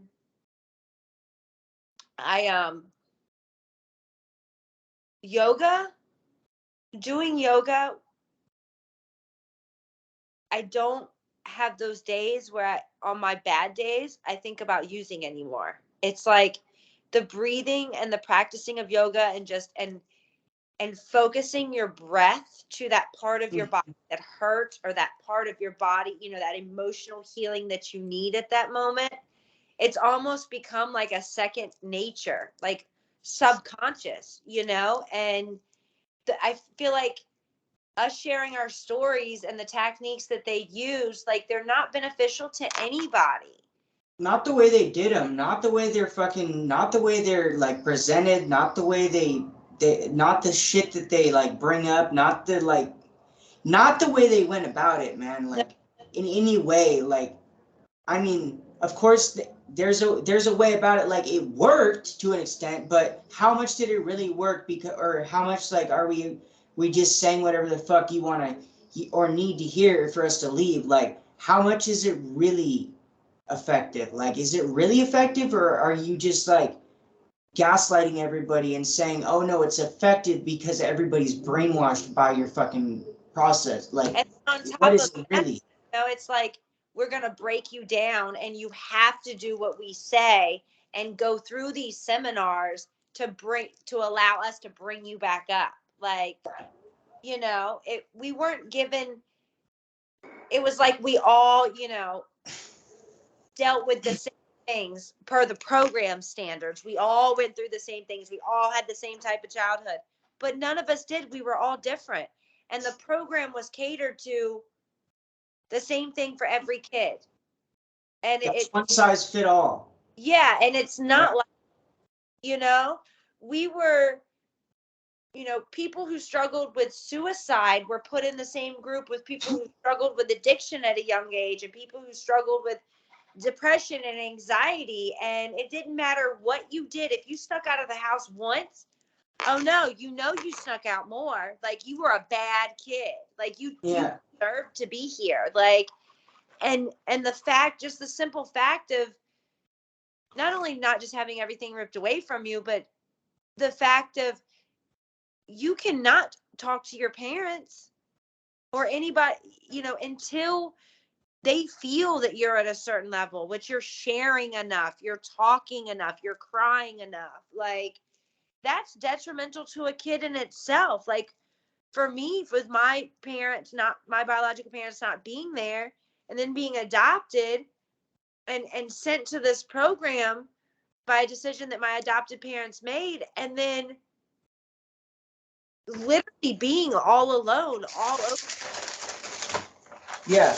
You know, that was so devastating. I couldn't talk to them. I couldn't ask them for help. And as a kid, you know, every kid should be able to have that from your parents. But when you're given a chance at a second parent, you don't have that. It's like, I will say that is one thing that pushes me to be extremely close with my daughter, because I don't want, you know, I want her to be able to tell me everything. I don't want to find out, you know, things like my parents had to find them out, or, you know, I think that was a big thing of parents just not knowing what their kids were doing and thinking that they're, you know, being really bad, and then finding out about this program and told, you know, lies about it. And then when their kid gets there, they're played recordings that are basically lies. Yeah. Oh, you were cutting out. What was that? Oh, I was going to say, you know, like, they share stuff and then they record it and play it to your parents, where it's basically a majority of it was bullshit. You know, we were glorifying because they were told, you know, once you say that, oh no, that's not it, there's more to it. Like, we were definitely coached, and then they use that as manipulation to manipulate our parents into, you know, oh, I think I made the right decision. Like, I know it wasn't easy for my parents, and I know that they, you know, think that they were doing the best. And I think that's why for so long I haven't allowed myself to really deal with it, because that means that I have to break the brutal truth to them about what their decisions really did. And that's the last thing I want, is to hurt them. So, like, for a while I've been really toying with, you know, the decision of, am I going to share my story like people are starting to do and coming out with? And I was really thinking about it, and I really firmly believe that there are no accidents and everything happens for a reason. Program talk, but it's really true. I really feel that. Yeah. But, you know, I was thinking about it, and then you hit me up, and I was like, hell yeah. Like, I'm a little scared, but hell yeah. Like, I'm going to do this, you know? Kind of like synchronistic a little bit. Yeah. Yeah. So I really hope that, you know, our conversation really helps someone else open up, or to know that they're not alone with feeling conflicted, having anger towards, you know, I don't know about you, but as much as I love my parents, I will always have that little bit of anger inside, you know? Yeah. I definitely. Oh, go ahead. Even though I made those decisions, you know, and they made their decision too, but things could have been handled a lot differently. A whole For lot. sure. And, you know, when I left the program, I did more fucked up shit after being out of the program than I did that would even led me into the program, you Yeah, know? I didn't start hard drugs until I got out of the program. I learned about how bomb they were in the program and how I had to try them. I had no intention of trying them, to be completely honest. My dad was a chemist. And I was going to also relate that I understand you when you say you don't want to tell your parents sometimes how it really affected you. My dad has Alzheimer's, and literally, I've said this before, but like the one question he asked me repeatedly, and it like breaks my heart every time I come over, he says, "Hey Jordan, going to Spring Creek, do you think that was a positive experience for you? Do you think it was a negative experience?" And I can't tell him how it really was. So every time I'm just like, yeah, it kind of sucked, but at the same time, like I learned a lot from it, and just smile at it, because I'm not gonna fucking do my dad like that. Like I'm not gonna Yeah. even though it's like honesty, like I can't in conscience like give him that fucking stress and shit to be anxious about. It'll kill him. And you know, and He literally like feels like he ruined my life. Like the time that we saw our parents, like, I mean, think about it. Like when we finally got to see our parents, or if you staffed the seminars with your parents, or when they came to visit you. PC1, parent Yeah. child, yeah. Like, you know, we were just, I was so excited to see them and be able to hug them, because you couldn't touch anybody in the program. Mm-hmm. You know, going through all of that, and you can't have a hug. You know, no physical connection whatsoever. And, you know, so I think it's, you know, a lot of parents probably have a hard time of, well, how did it really affect my kids so bad if they never saw any of it? Mm-hmm. But at the same time, we were coached, you know, they read your letters, they'll hang up the phone. Like, we knew the repercussions of even trying to tell our parents, whether if we had tried to do it ourselves and learned, or learned from seeing what other kids who had tried to do. But, you know, like when I was there, when parents came on the campus, like we knew parents were coming to the campus. Oh, by the way, that the energy that morning, and how there'd be games set up outside, and Mm-hmm. you know, we wouldn't do school, or we'd get to watch movies. And I mean, we all knew, and it was like, don't dare say anything. Mm-hmm. Because I don't know if other people have spoken about this, but when I was there, a lot of people who were in solitary confinement were beat. When I came out of solitary confinement after being in there 4 days, I collapsed because my body didn't know how to react to the sunlight when it hit me. So my body just shut down, and I fucking collapsed. And I thought I'd been in there like a couple hours, and they're like, "No, bro, you've been in there 4 days." I completely lost track of time. And it's crazy. I wanted to ask you, so you did Trail of Lights, right? Yes. Okay, what was your experience of that, and what was your song? Did they let you play a song for it? Yes. So my experience was, it was pretty cool. Like, and then that whole day, you know, it was good to get stuff off my chest. The burning ceremony was a nice release, even though They brought the letters in, right? And then they had you burn them. Did they have your parents write in like you died, something like that, right? Yeah. Okay.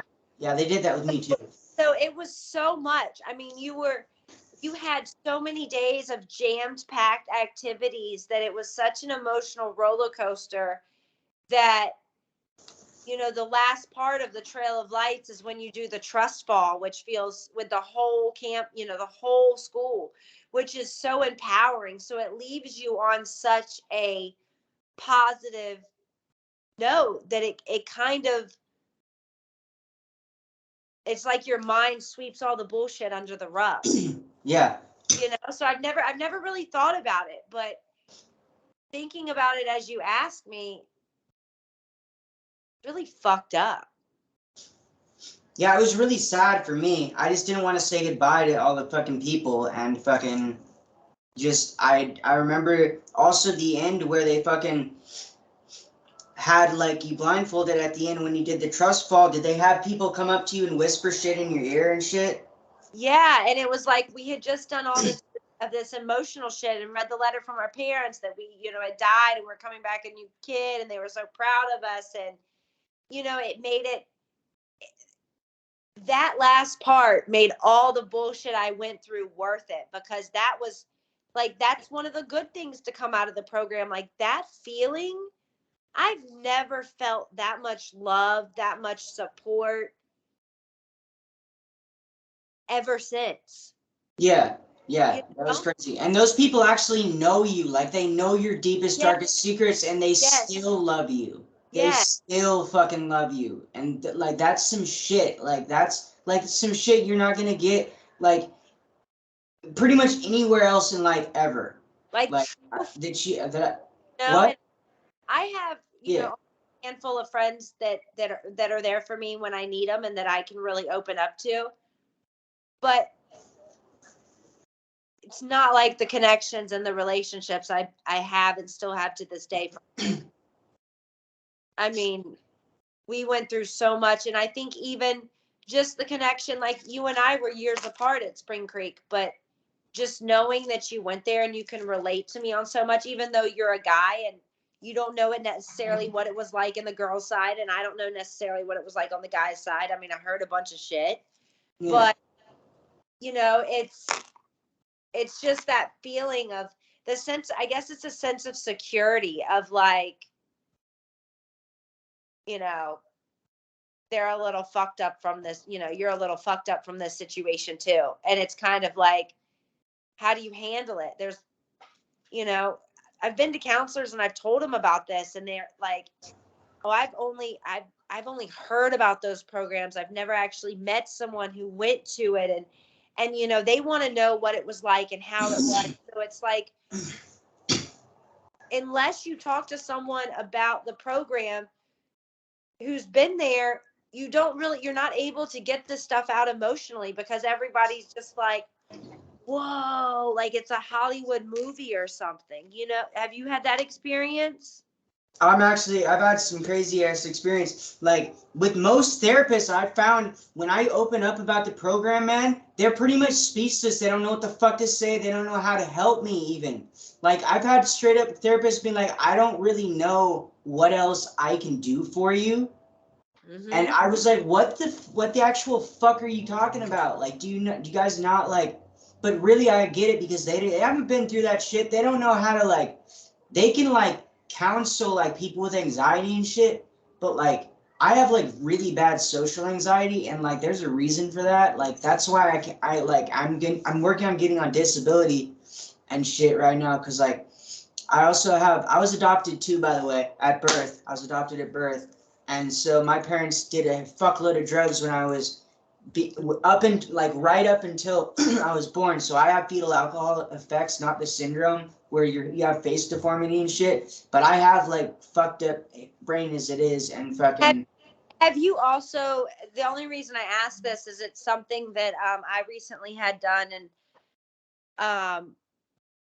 have learned a lot about it since having it. But how it started is my psychiatrist I was tired of trying all of this damn medication, and I found out about this test that is a genetic test to see how you react to certain medications, and insurance covers it in my state, so I had it done, and I thought it's just going to tell me like how I respond to certain medications, but it was something that's linked to anxiety, and that I'm realizing now that maybe a lot of the shit that I've spent so much money in on therapy over the years is not from all of the shit I've been through, but from my genetic makeup. Like there's a gene mutation, I call it motherfucker, because it's MTHRFR.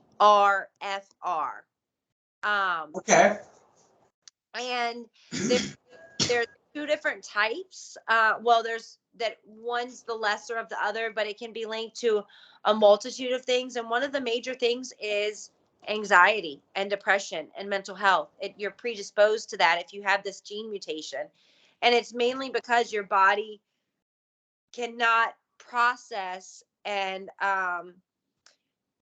cannot change folic acid into L-methane folate, which is what your body needs for the feel-good chemicals and all of that. And so a lot of these medications that have these ingredients in it that if you have this gene mutation, your body just cannot process. It cannot metabolize. It cannot break down. Even like heavy metals and mercury that are in a lot of mental health medications. But they actually make things worse. And that's something that maybe you should look into. For sure. You struggle with anxiety, because that could be something that, you know, you had a gene from one parent or both parents that, you know, allows you, like, especially if you have that anxiety that comes out of nowhere and is uncontrollable. Yeah. You know? Yeah. But since finding that out and following a certain diet and taking a multitude of vitamins that my body cannot process, and so I take the metabolized form of it, has really helped me to the point, well, that in yoga, that I don't have to take Klonopin every day anymore. Even though I have such bad anxiety, I'm still prescribed it to take it every day.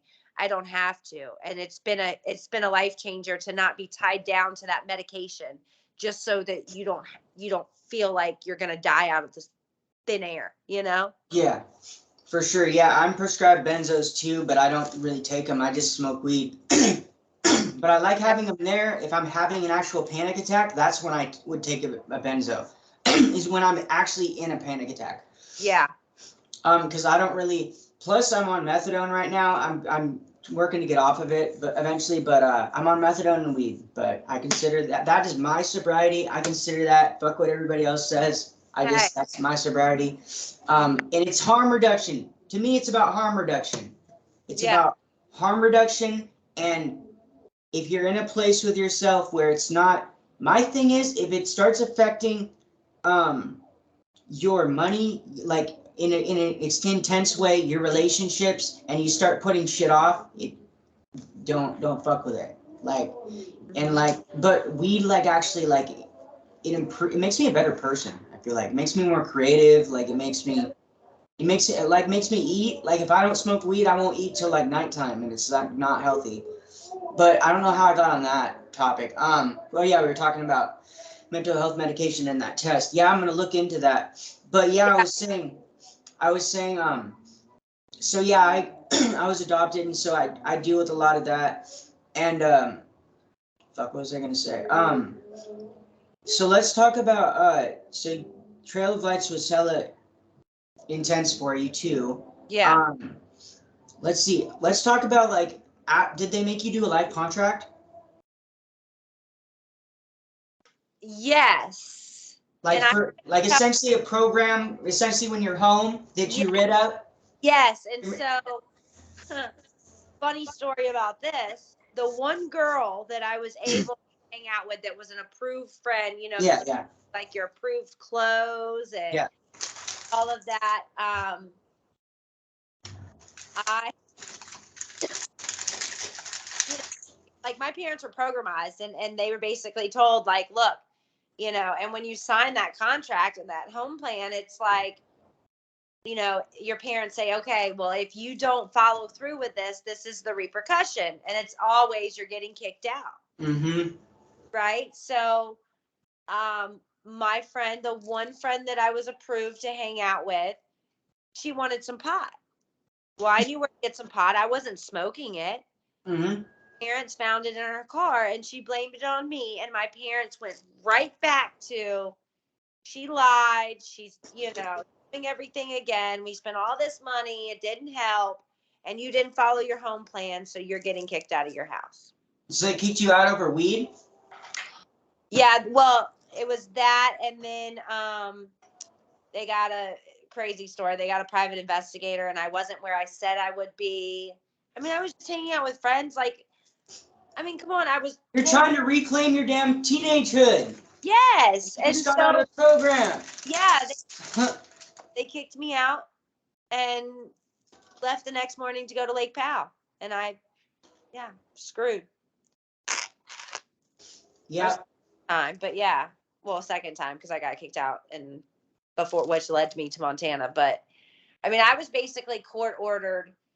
My parents had found this place and had talked with the judge, and it was either juvenile detention or a facility. And Oh shit! So you were court ordered? I didn't know that. Okay. well, I mean, I don't know necessarily if I was court ordered because I really don't remember, but I know like I couldn't go to any of the schools in town. I skipped school at all of them. I mean, I was writing notes pretending to be my parents and sending them into schools and not going to school. So none of the schools would take me after that. They really didn't have options. And I think that they were definitely at the end of their rope. But yeah, I forget what I was saying. You were talking about how they were at the end of the rope, and you were talking about, I was asking about when you got home and when you got kicked out. Yeah. Right? So I got home. I wanted to get out of my town, and I moved to Raleigh, North Carolina, and did a lot of partying and definitely relived those years of teenage years that, did a lot of shit that I definitely am lucky that I never got in trouble for. And, eventually when I got older, it was like, I had remembered these things from the program and remembered the tools that I was given and, started to want to change my life and to make changes. And it just went from there. But I do think that I can say that 100% for sure. I don't even know if I would have been alive if I didn't go to the program. I don't know if I would have made it. My birthday, I'll be 37 on Monday.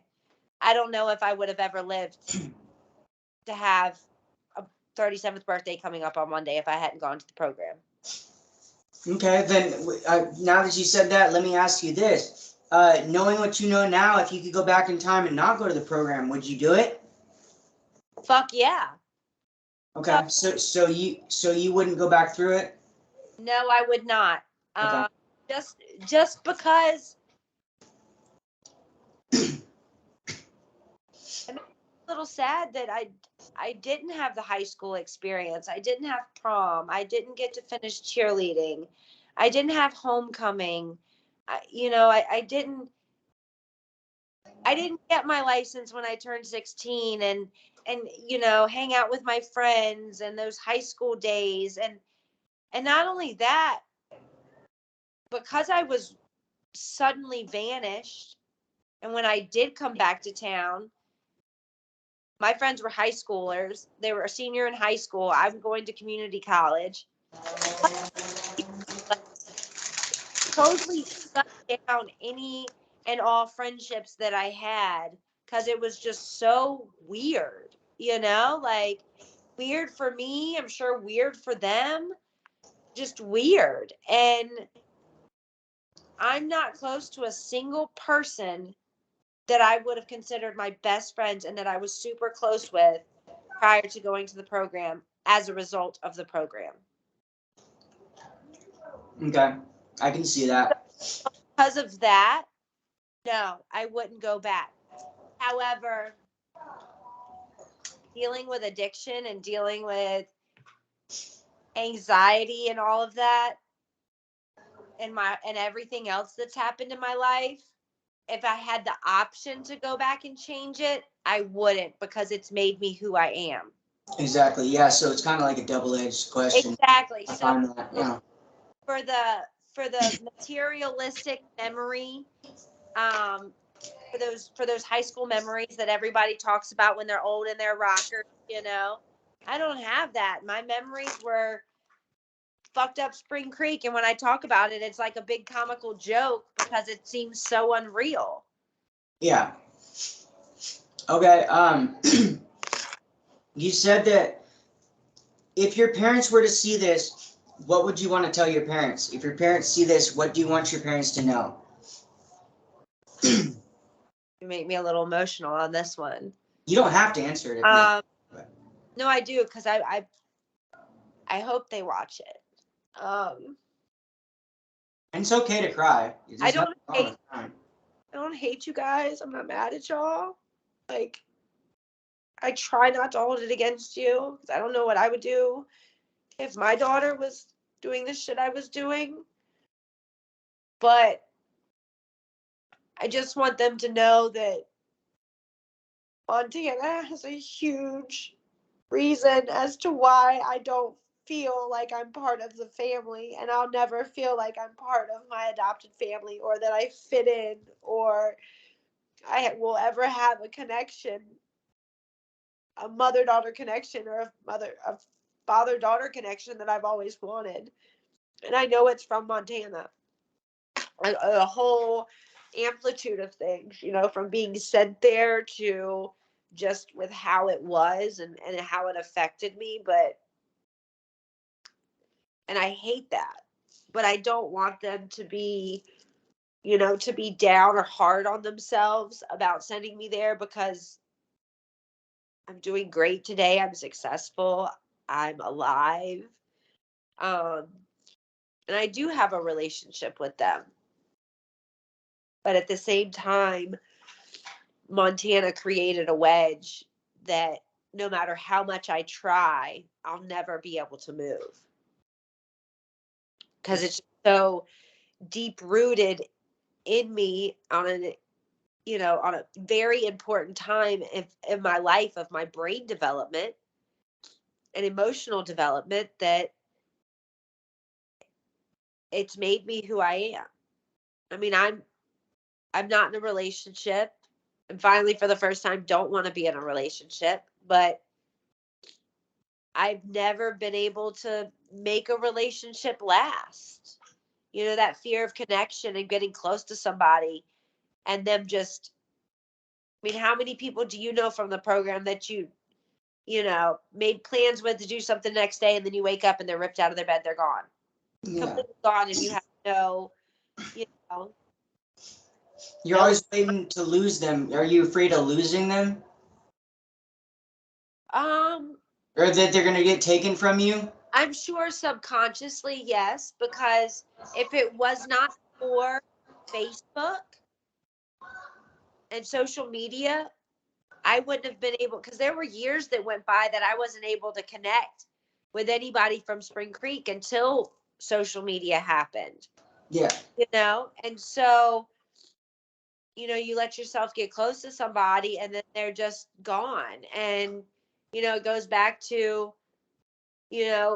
how can somebody, something that went through my head while in Montana was, and even still to this day, is how can someone say that they love you and just send you off to somewhere that they take someone else's word for? They don't go see for themselves, or, like, it kind of makes you feel like you're just like not important, I guess, or your life's not valued. And I think I know that has a lot to do with Spring Creek, because, they got paid to beat us down. Yeah. And it was up to us to pick ourselves up, Yeah. For sure. Is there anything else you want to tell your parents? No, that's it. Okay. And knowing what you know now, is it your belief that these places should or even could be regulated? I know we kind of talked about this already, or that they should just be shut down. What's your thought? I think that the ones specifically that are owned by owners and people who are affiliated with the unregulated running of these places, like everyone who was affiliated with Spring Creek, who still work at facilities or run facilities like Cameron and Chafin, Yeah. they need to be jailed. They need to be, they need to be held responsible for the things that they did and the things that happened at Spring Creek and, the other screwed up things that happened at Casa at the Sea and Provo and what was the other one? Tranquility Bay and Yeah. all of them in Cross Creek. Yeah. But I feel like, all the W.A.S.P programs, like, yeah, they should be closed down, because how can you revamp something that was set on such impure intentions? I mean, and a majority of these people who run these companies and these schools are only doing it for financial gain. So I think if we got it out of their hands and put it into the hands of people who truly wanted to help their children, like, and help children, I think it would be different. Now, are you going to have some bad seeds at each facility? Yeah. But I think it's deeper than that. I think it's something that each community needs on a community level. I don't think a child should be taken from their parents and sent away somewhere to do treatment. Like, I don't agree with that. Like, you need to be with your family. You need to have those experiences, because you're only a kid once, and I feel like we had to grow up like real quick and missed out on a lot of that. And it sucks. But at the same time, like, I think there needs to be, not such a stigma on counseling, not such a stigma on therapy. I think there needs to be, like centers for children to go to. Like, if they're a problem kid and their parents are afraid that they're going to run the streets while they're at work, take them to like a kid daycare, a teenage daycare where there's activities and they have a counselor if they need to talk to, or, and lock the door, not let them out, until they're able to go home or their parents pick them up.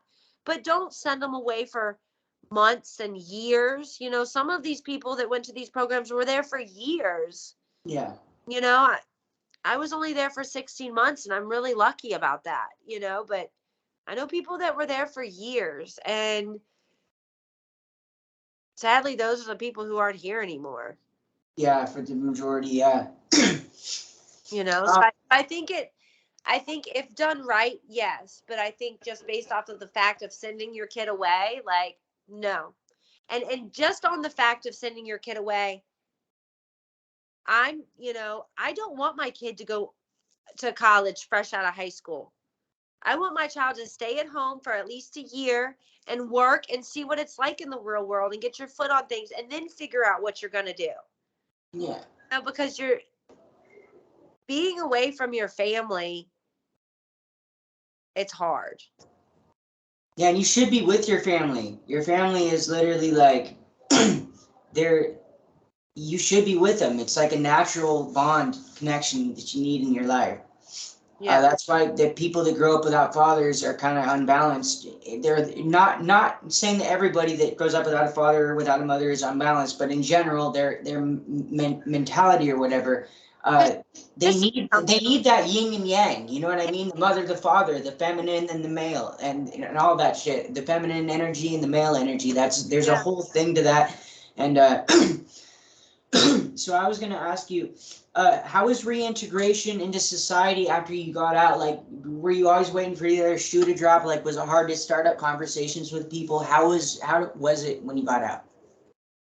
When I first came home, I was very strict with my home plan. I was going to seminars with my parents, talking about the program and how much it had changed me. And if you have a problem kid, which I regret deeply, I really do.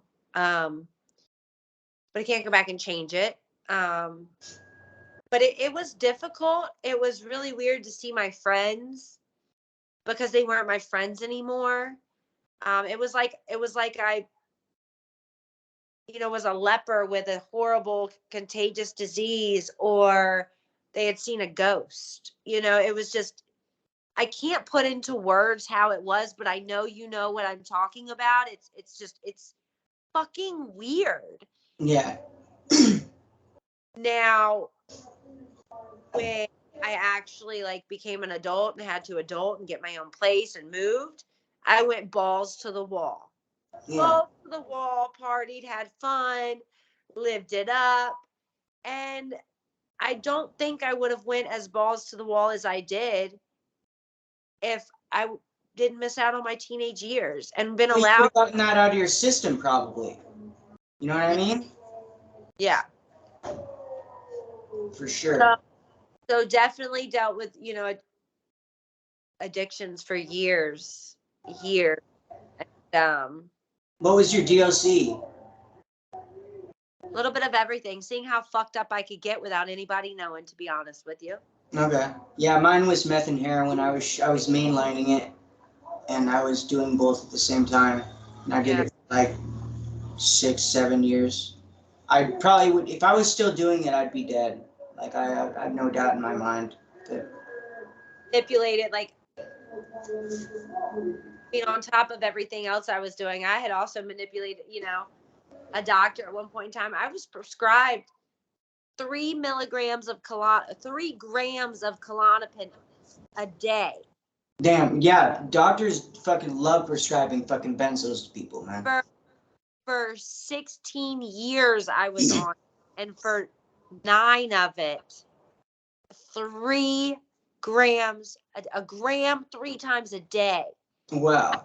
That is just ridiculous. And now there's a lot more awareness to benzos and whatnot, but that was out of all the drugs I've done, that was definitely the hardest, as far as coming off of mentally. Oh yeah, it's worst. I've heard. It's worse than heroin, is what I've heard. I don't fuck with that. That's why I don't fuck with them like that. Like if I'm in a full-fledged panic attack, I'll take them. I'll take half of one. How's that? You know what I mean? Like I don't need. I don't like getting fucked up. It's not. I don't equate happiness with being fucked up anymore. And that's what's like that shit. And and when you're doing it, it's not because you feel happy, it's because you don't feel. Yeah. You don't feel all that shit that you don't want to feel. It allows you to escape. And but I know for me, I worked really hard, to come off the Klonopin, to find out I was off of it for almost 2 years, and to find out I have MTHFR, whatever it is. And now I have to be on them, and it makes me feel like a failure in some ways, but like you, I'm in a state where I could get a card, a medical card, but for my own personal reasons, I don't want to. Yeah. And that's what I do for my anxiety, that I do yoga. And it got to the point where I didn't want a Band-Aid anymore. And to be honest, I know this is going to sound crazy, but even before COVID happened, way before COVID happened, in about 2000, maybe, 2018, I was so afraid. It's comical. I'd like to find the humor in shit. And now with everything that's happened with COVID and now where the world's at now, I think it's fucking hilarious. Like, was it intuitive sense or something? I don't know. But the main reason I wanted to get off Klonopin was because I didn't want to go through withdrawals. If shit hit the fan, I couldn't get my medication.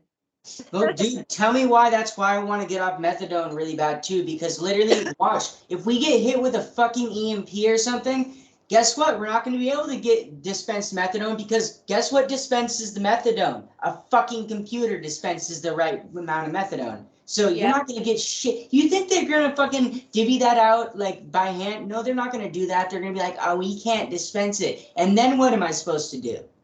Then when, like, I don't want to, it's a fucking ball and chain. It's a ball and chain again. So I'm just, I'll tell you, like, my sister, she lives on the West Coast too. I'm really proud of her. She struggled with the same thing you did, and lived in San Francisco and was transient, and she was put on methadone, and she, I know people who are put on methadone on insanely high doses, because it is a money maker to keep us all sick, and it's a way, because if they can put someone on methadone, then they get money. You know, that's what it's about. And yeah, and if somebody can get high for free, you know, they're gonna do it. Like an addict's gonna do that you know. Yeah, but I will say this, from her being off methadone, it's been about 2 months, and it's like I have a whole different sister. Like, she has her feelings for the first time. She talks about things like, and you know, I hope and I send positive and strong energy your way, and that you know, you too soon will be able to experience life again without the veil of a substance, you know, For and to be able sure. to wake up and not have to go through every morning with those withdrawal feelings and feeling sick and that runny nose just because you had your methadone, you know? Yeah, yeah, and I purposely am at a dose where I don't even get fucked up from it because I don't like that shit.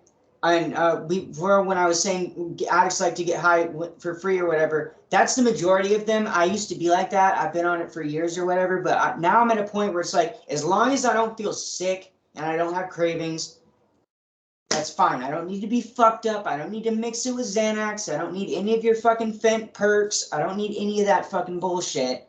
I just keep it away from me. Like, just literally, like, I have people that will just get really pissed and in people's faces if they even smoke around me because they know how far I've come down there. Yeah. Like one of my good friends down there, like, I used to get dope from him, and now he tells me every day, he's like, man, I'm so fucking proud of you. He's like, because I saw you. You used to get shit off me, and like now you don't even do shit. All you do is smoke weed. And he's like, I'm hella proud of you. But yeah, I want to get off of it, and I want to get off of it before my dad passes away.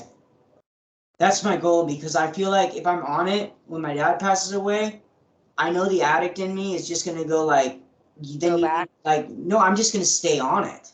I Yeah. feel, you know, because I'm just gonna always want that fucking extra thing there to not have to feel my dad being gone. But at the same time, that's also why I'm spending time with my dad, so I don't have to fucking have regret when he's gone. I don't have to sit there and be like, oh, I should have spent more time with him. I should have fucking tried to help him more, because I go there at least once a week, and like, you know, he's like, I don't know, he can't really take care of himself. I'll just say that. And like, he's not doing too good. But I got him to get up fucking 3 times the other day, and he did 2 laps the other day around the fucking house. So fucking, Good. that's hella cool, and that's hella awesome. But yeah, I definitely plan on getting off methadone soon. I just want to fucking do it right, and I don't want to, because I've tapered down before, and then I've gotten to a point where like I started feeling sick again, and then that's when I just fucking went back to dope. So I don't want to like get sick. I just want to fucking just do it right. Like, if that takes a year, take a year to get off of it. But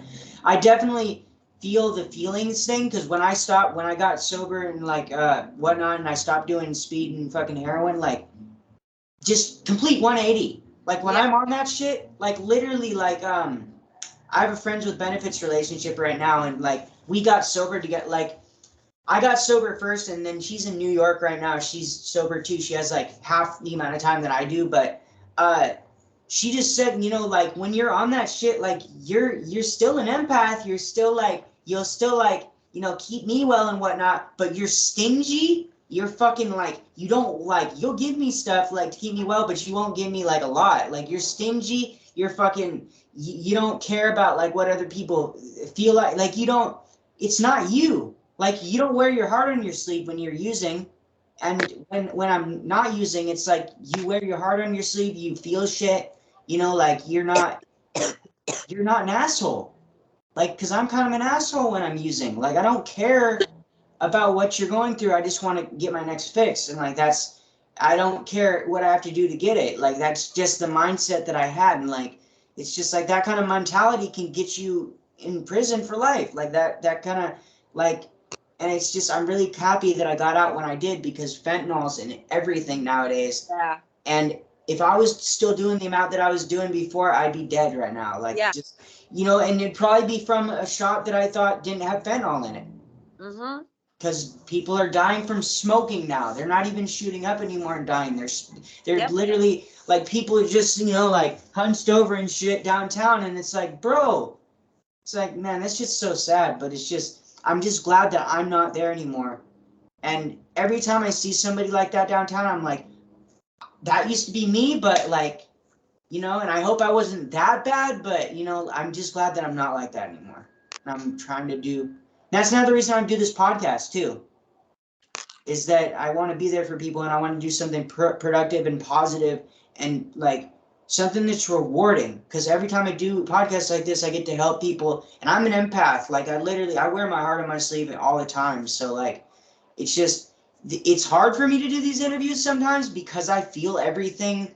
Like like when you tell me shit, I experience it. I put myself in that same shoe, and then I multiply. My body multiplies it by X amount or whatever. So it's kind of hard for me to do these interviews, and I know I've said that a couple times, but it's worth it because I want somebody to have a platform like this for everybody, because I see platforms out there that are like, you know, survivors of Agape Rent or survivors of Spring Creek Lodge, but I was like, there needs to be a platform for everybody from all the schools to talk about their experiences. Not Like, just sharing bad experience, but sharing their good experiences too, you yeah, know? sharing all of it, man, because you can't Because have the fucking, you know, you need the good and the bad, you know, like. yeah, like I don't know if you know, there's a few different Spring Creek groups, um groups on Facebook, but you know, some of them, like if you say anything positive, you just get so much hate, or you know, and I think like it goes back to, we're all different, we all had different experiences, and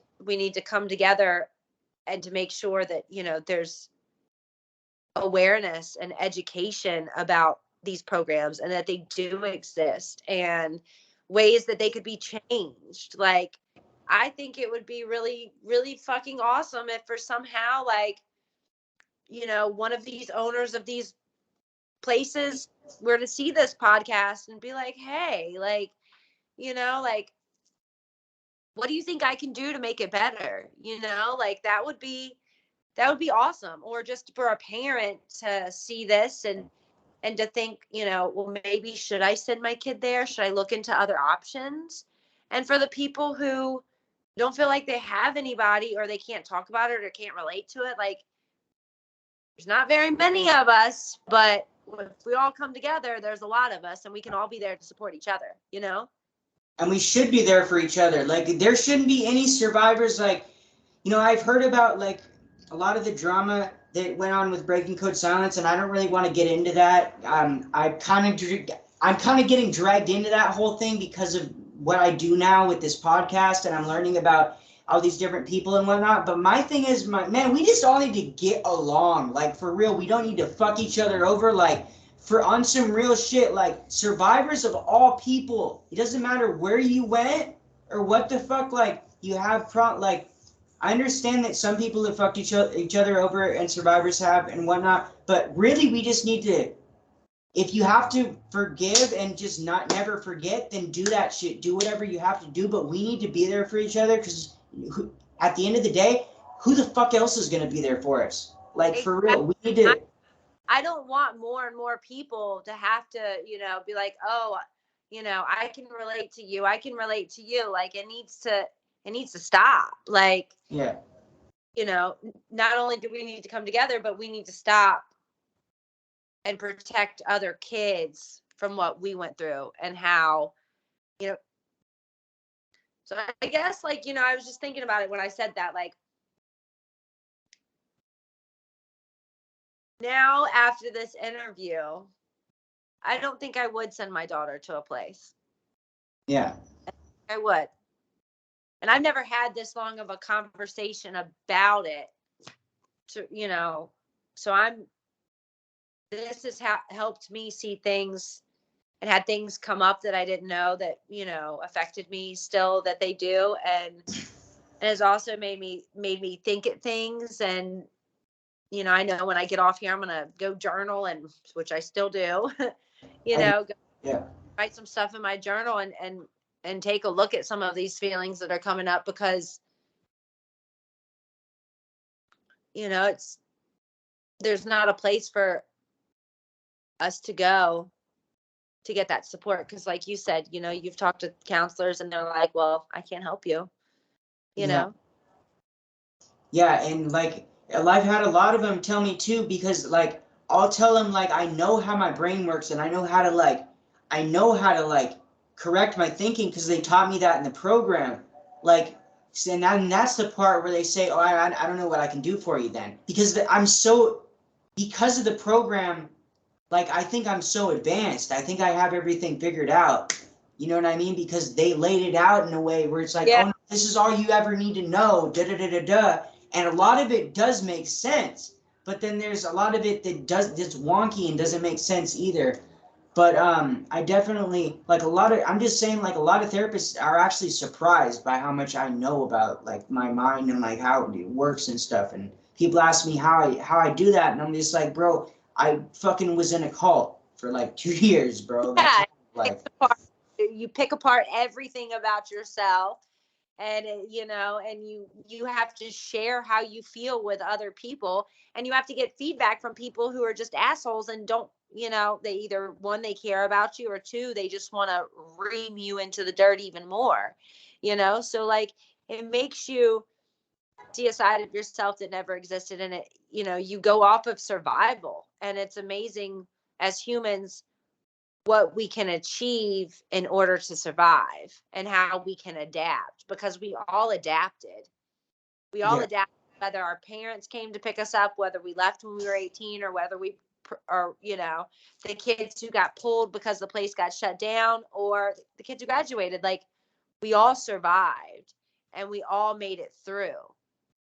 But we need to come together and be there for those who have had a hard time, and for those who haven't yet been ready to open up and to allow themselves to go back to that spot, whether it be too painful or whether their mind just blocked it out, you know?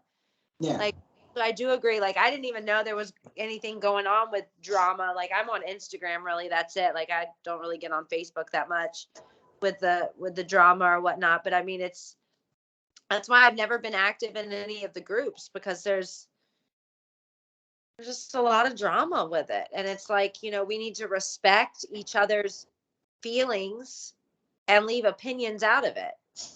and we just need to be okay with agreeing to disagree. Look, if you disagree or agree with somebody, just leave it at that, right? You don't have to fucking all agree. There's never gonna be a world where everybody's gonna fucking agree on everything, okay? You have to be like, look, okay, thanks for your opinion. That's actually something that the program taught me too, like that unless somebody is like, unless I know for a fact that they're coming at me as an attack, like, for example, when I'm getting feedback at work, right? When I'm being critiqued at work, I don't take that shit as an attack. Why? Because they nailed that shit into me in the program. They said, this shit's not an attack. It's neutral. Yeah. And unless somebody, and that's true the majority of the time. There are a few times where people really just want to jab at you and they're really trying to hurt you. But overall, most feedback is neutral. Yeah. Unless they're really trying to jab at you. You know what I mean? And that's what I found, at least. And that's helped me. But I wanted to ask you if there was anything else you wanted to talk about, and if you were willing to do a part 2 if you think of some more stuff. Yeah, I definitely be willing to do a part 2 if you come up with some more, you know, have any more questions that you want to ask me. And I'll have to, anything else that I want to address that's, you know, come up, but I'm sure, like, you know, once some journaling of just my thoughts, I'm sure a lot more stuff will come up. And I'm sure, you know, I take the time and say thank you for this opportunity, and thank you because talking about it, you know, at the beginning of the conversation, and I've told people before, like, I don't know if I would or would not send my kid to a place like that.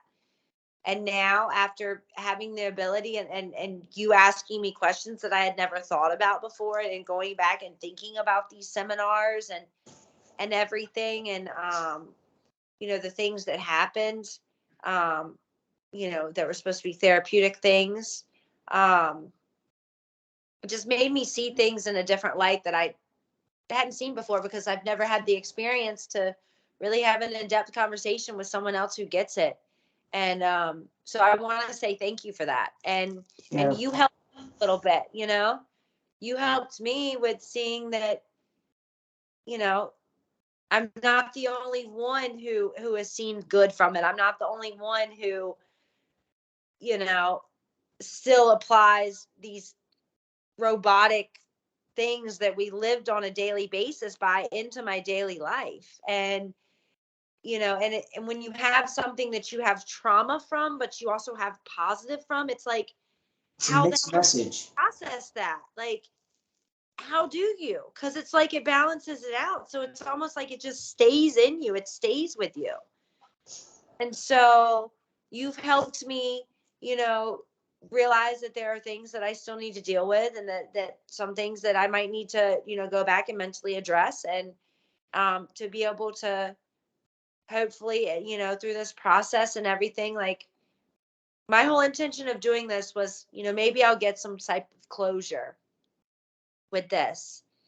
And now, you know, after having this conversation with you, if I have closure, I can't help other people. Yeah, you can. Yeah, you can. You can have closure within. In my experience. I mean, I've got a lot to think about. Yeah, Really definitely. Really, Just don't suppress anything. Just try not to suppress anything. you really made my wheels turn and made me think about some things that I've got fruit flies in my house that I never thought about before. And just thank you for this opportunity. I really appreciate it. Yeah, no problem. And by the way, go ahead. Go ahead. I was going to say, I'm definitely sorry. I've got a lag on my end. I don't have. Oh no, you're fine. I was going to say, I'm going to reach out to some of the people that I know, and give them your contact and, you know, your Facebook, and have them reach out to you if they're interested, because this was really beneficial for me. For sure. Yeah, spread the word for sure. I have interviews lined up almost. Well, yeah, I have the end of fucking July to fucking fill up. So yeah, just send anybody you can my way. Send anybody you can. I'm trying to get as many interviews lined up as I can. I'm trying to keep this going for as long as I can. And I even have an inkling that, since it's the Straight Outta Bullshit podcast, and that could pretty much encapsulate any kind of bullshit, quote unquote, you've been through. If and when this starts slowing down, if it's okay with the viewers and whatnot, I might expand it into at least until more survivors of the troubled teen industry want to come forward, to maybe addiction and recovery. I mean, because we all struggle. Yeah. I don't know a single person who hasn't struggled with it after leaving the program. Yeah. Or even codependency or something. Yeah. There's tons of addictions that people don't even talk about. Food, you know. Yeah. So. Sex, video games, computers, you know. Yeah. Love, you can get addicted to love, like all of that. So I'm trying to keep this going as long as possible, and I think that education is the key, and the only way to spread education is through people's stories and experiences. So. And I hope doing this for you too helps you on your journey, and helps you. And I just want to say, like, this is my first time coming out as who I am, talking about my story, rather than hiding behind a fake profile. Yeah.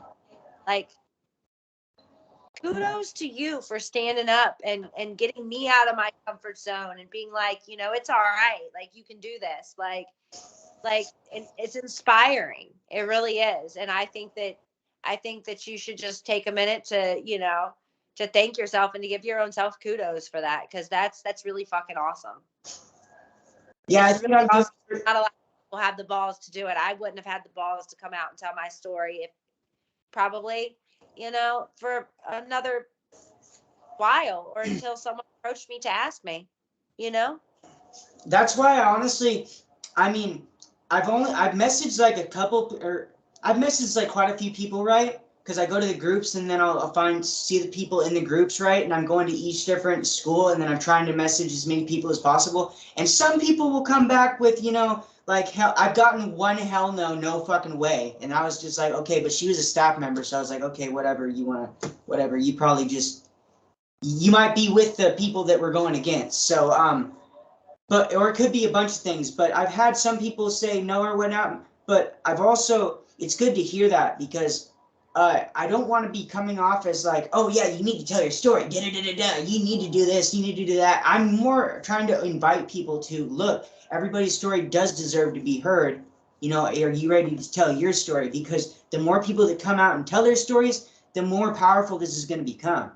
Yeah. Like, you gotta, like, I'm trying to, like, I have 20 videos now, or I have more than that, but I have 20 episodes now. Let's make it like 100. Let's go for 100. Yeah. Like, Because we all, all still help each other. Yeah. We all helped each other in the program, and we can still be there for each other, whether we went to different programs or different times. I think what you're doing is really good. I really do. and I think also messaging people helps because some people don't even know that something like this exists and that there is a platform for that. Because I don't really feel like there's been an all-encompassing platform like I've created. So it's either you're for it or you're against it. Yeah. Or it's one school or the other school. Yeah. It's all inclusive. Because society says you can't be half and half. You've got to be all in. Yeah. And something that I've struggled with for a long time of, I feel like it was a benefit. So should I sit here and talk about the things that bothered me and the negative things that happened to me because I feel that I've also benefit from it? So it's like, it's very confusing, For sure, for sure. All right, well, we are almost at 3 hours, so this is awesome. I'm hella glad that you told your story. This is awesome. This is awesome. Thank you for giving me the opportunity to do so. Yeah, and that's another reason I like doing it on Skype, at least because Zoom would charge me to go over an hour, and I don't feel that it's right to for one, I don't like feeling rushed, and for two, the person's going to tell their story. It's going to take however fucking long it needs to take. Okay, it doesn't matter. That's not what this is about. It can go for 5 hours. I don't give a shit if that's how long it takes for them to tell their story, and then because some people have a lot of baggage they want to get out. Some people, this is the first time they've talked to anybody. Like you said that you haven't talked to anybody, so some episodes are going to be longer than others, and I think that's good. And kudos to the people that are actually watch these videos from beginning to end. And if you're watching these videos from beginning to end, you best be liking them. Please be liking them. Not say, okay, I take back you best be liking them, but please like them. Please like them. Because if you're watching it from beginning to end, then you have to like the content. And make sure you're sharing them with your friends.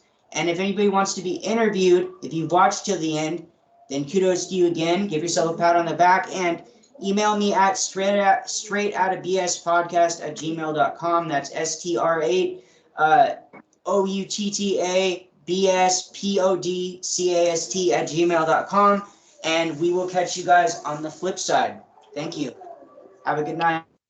Bye. Good luck. Bye.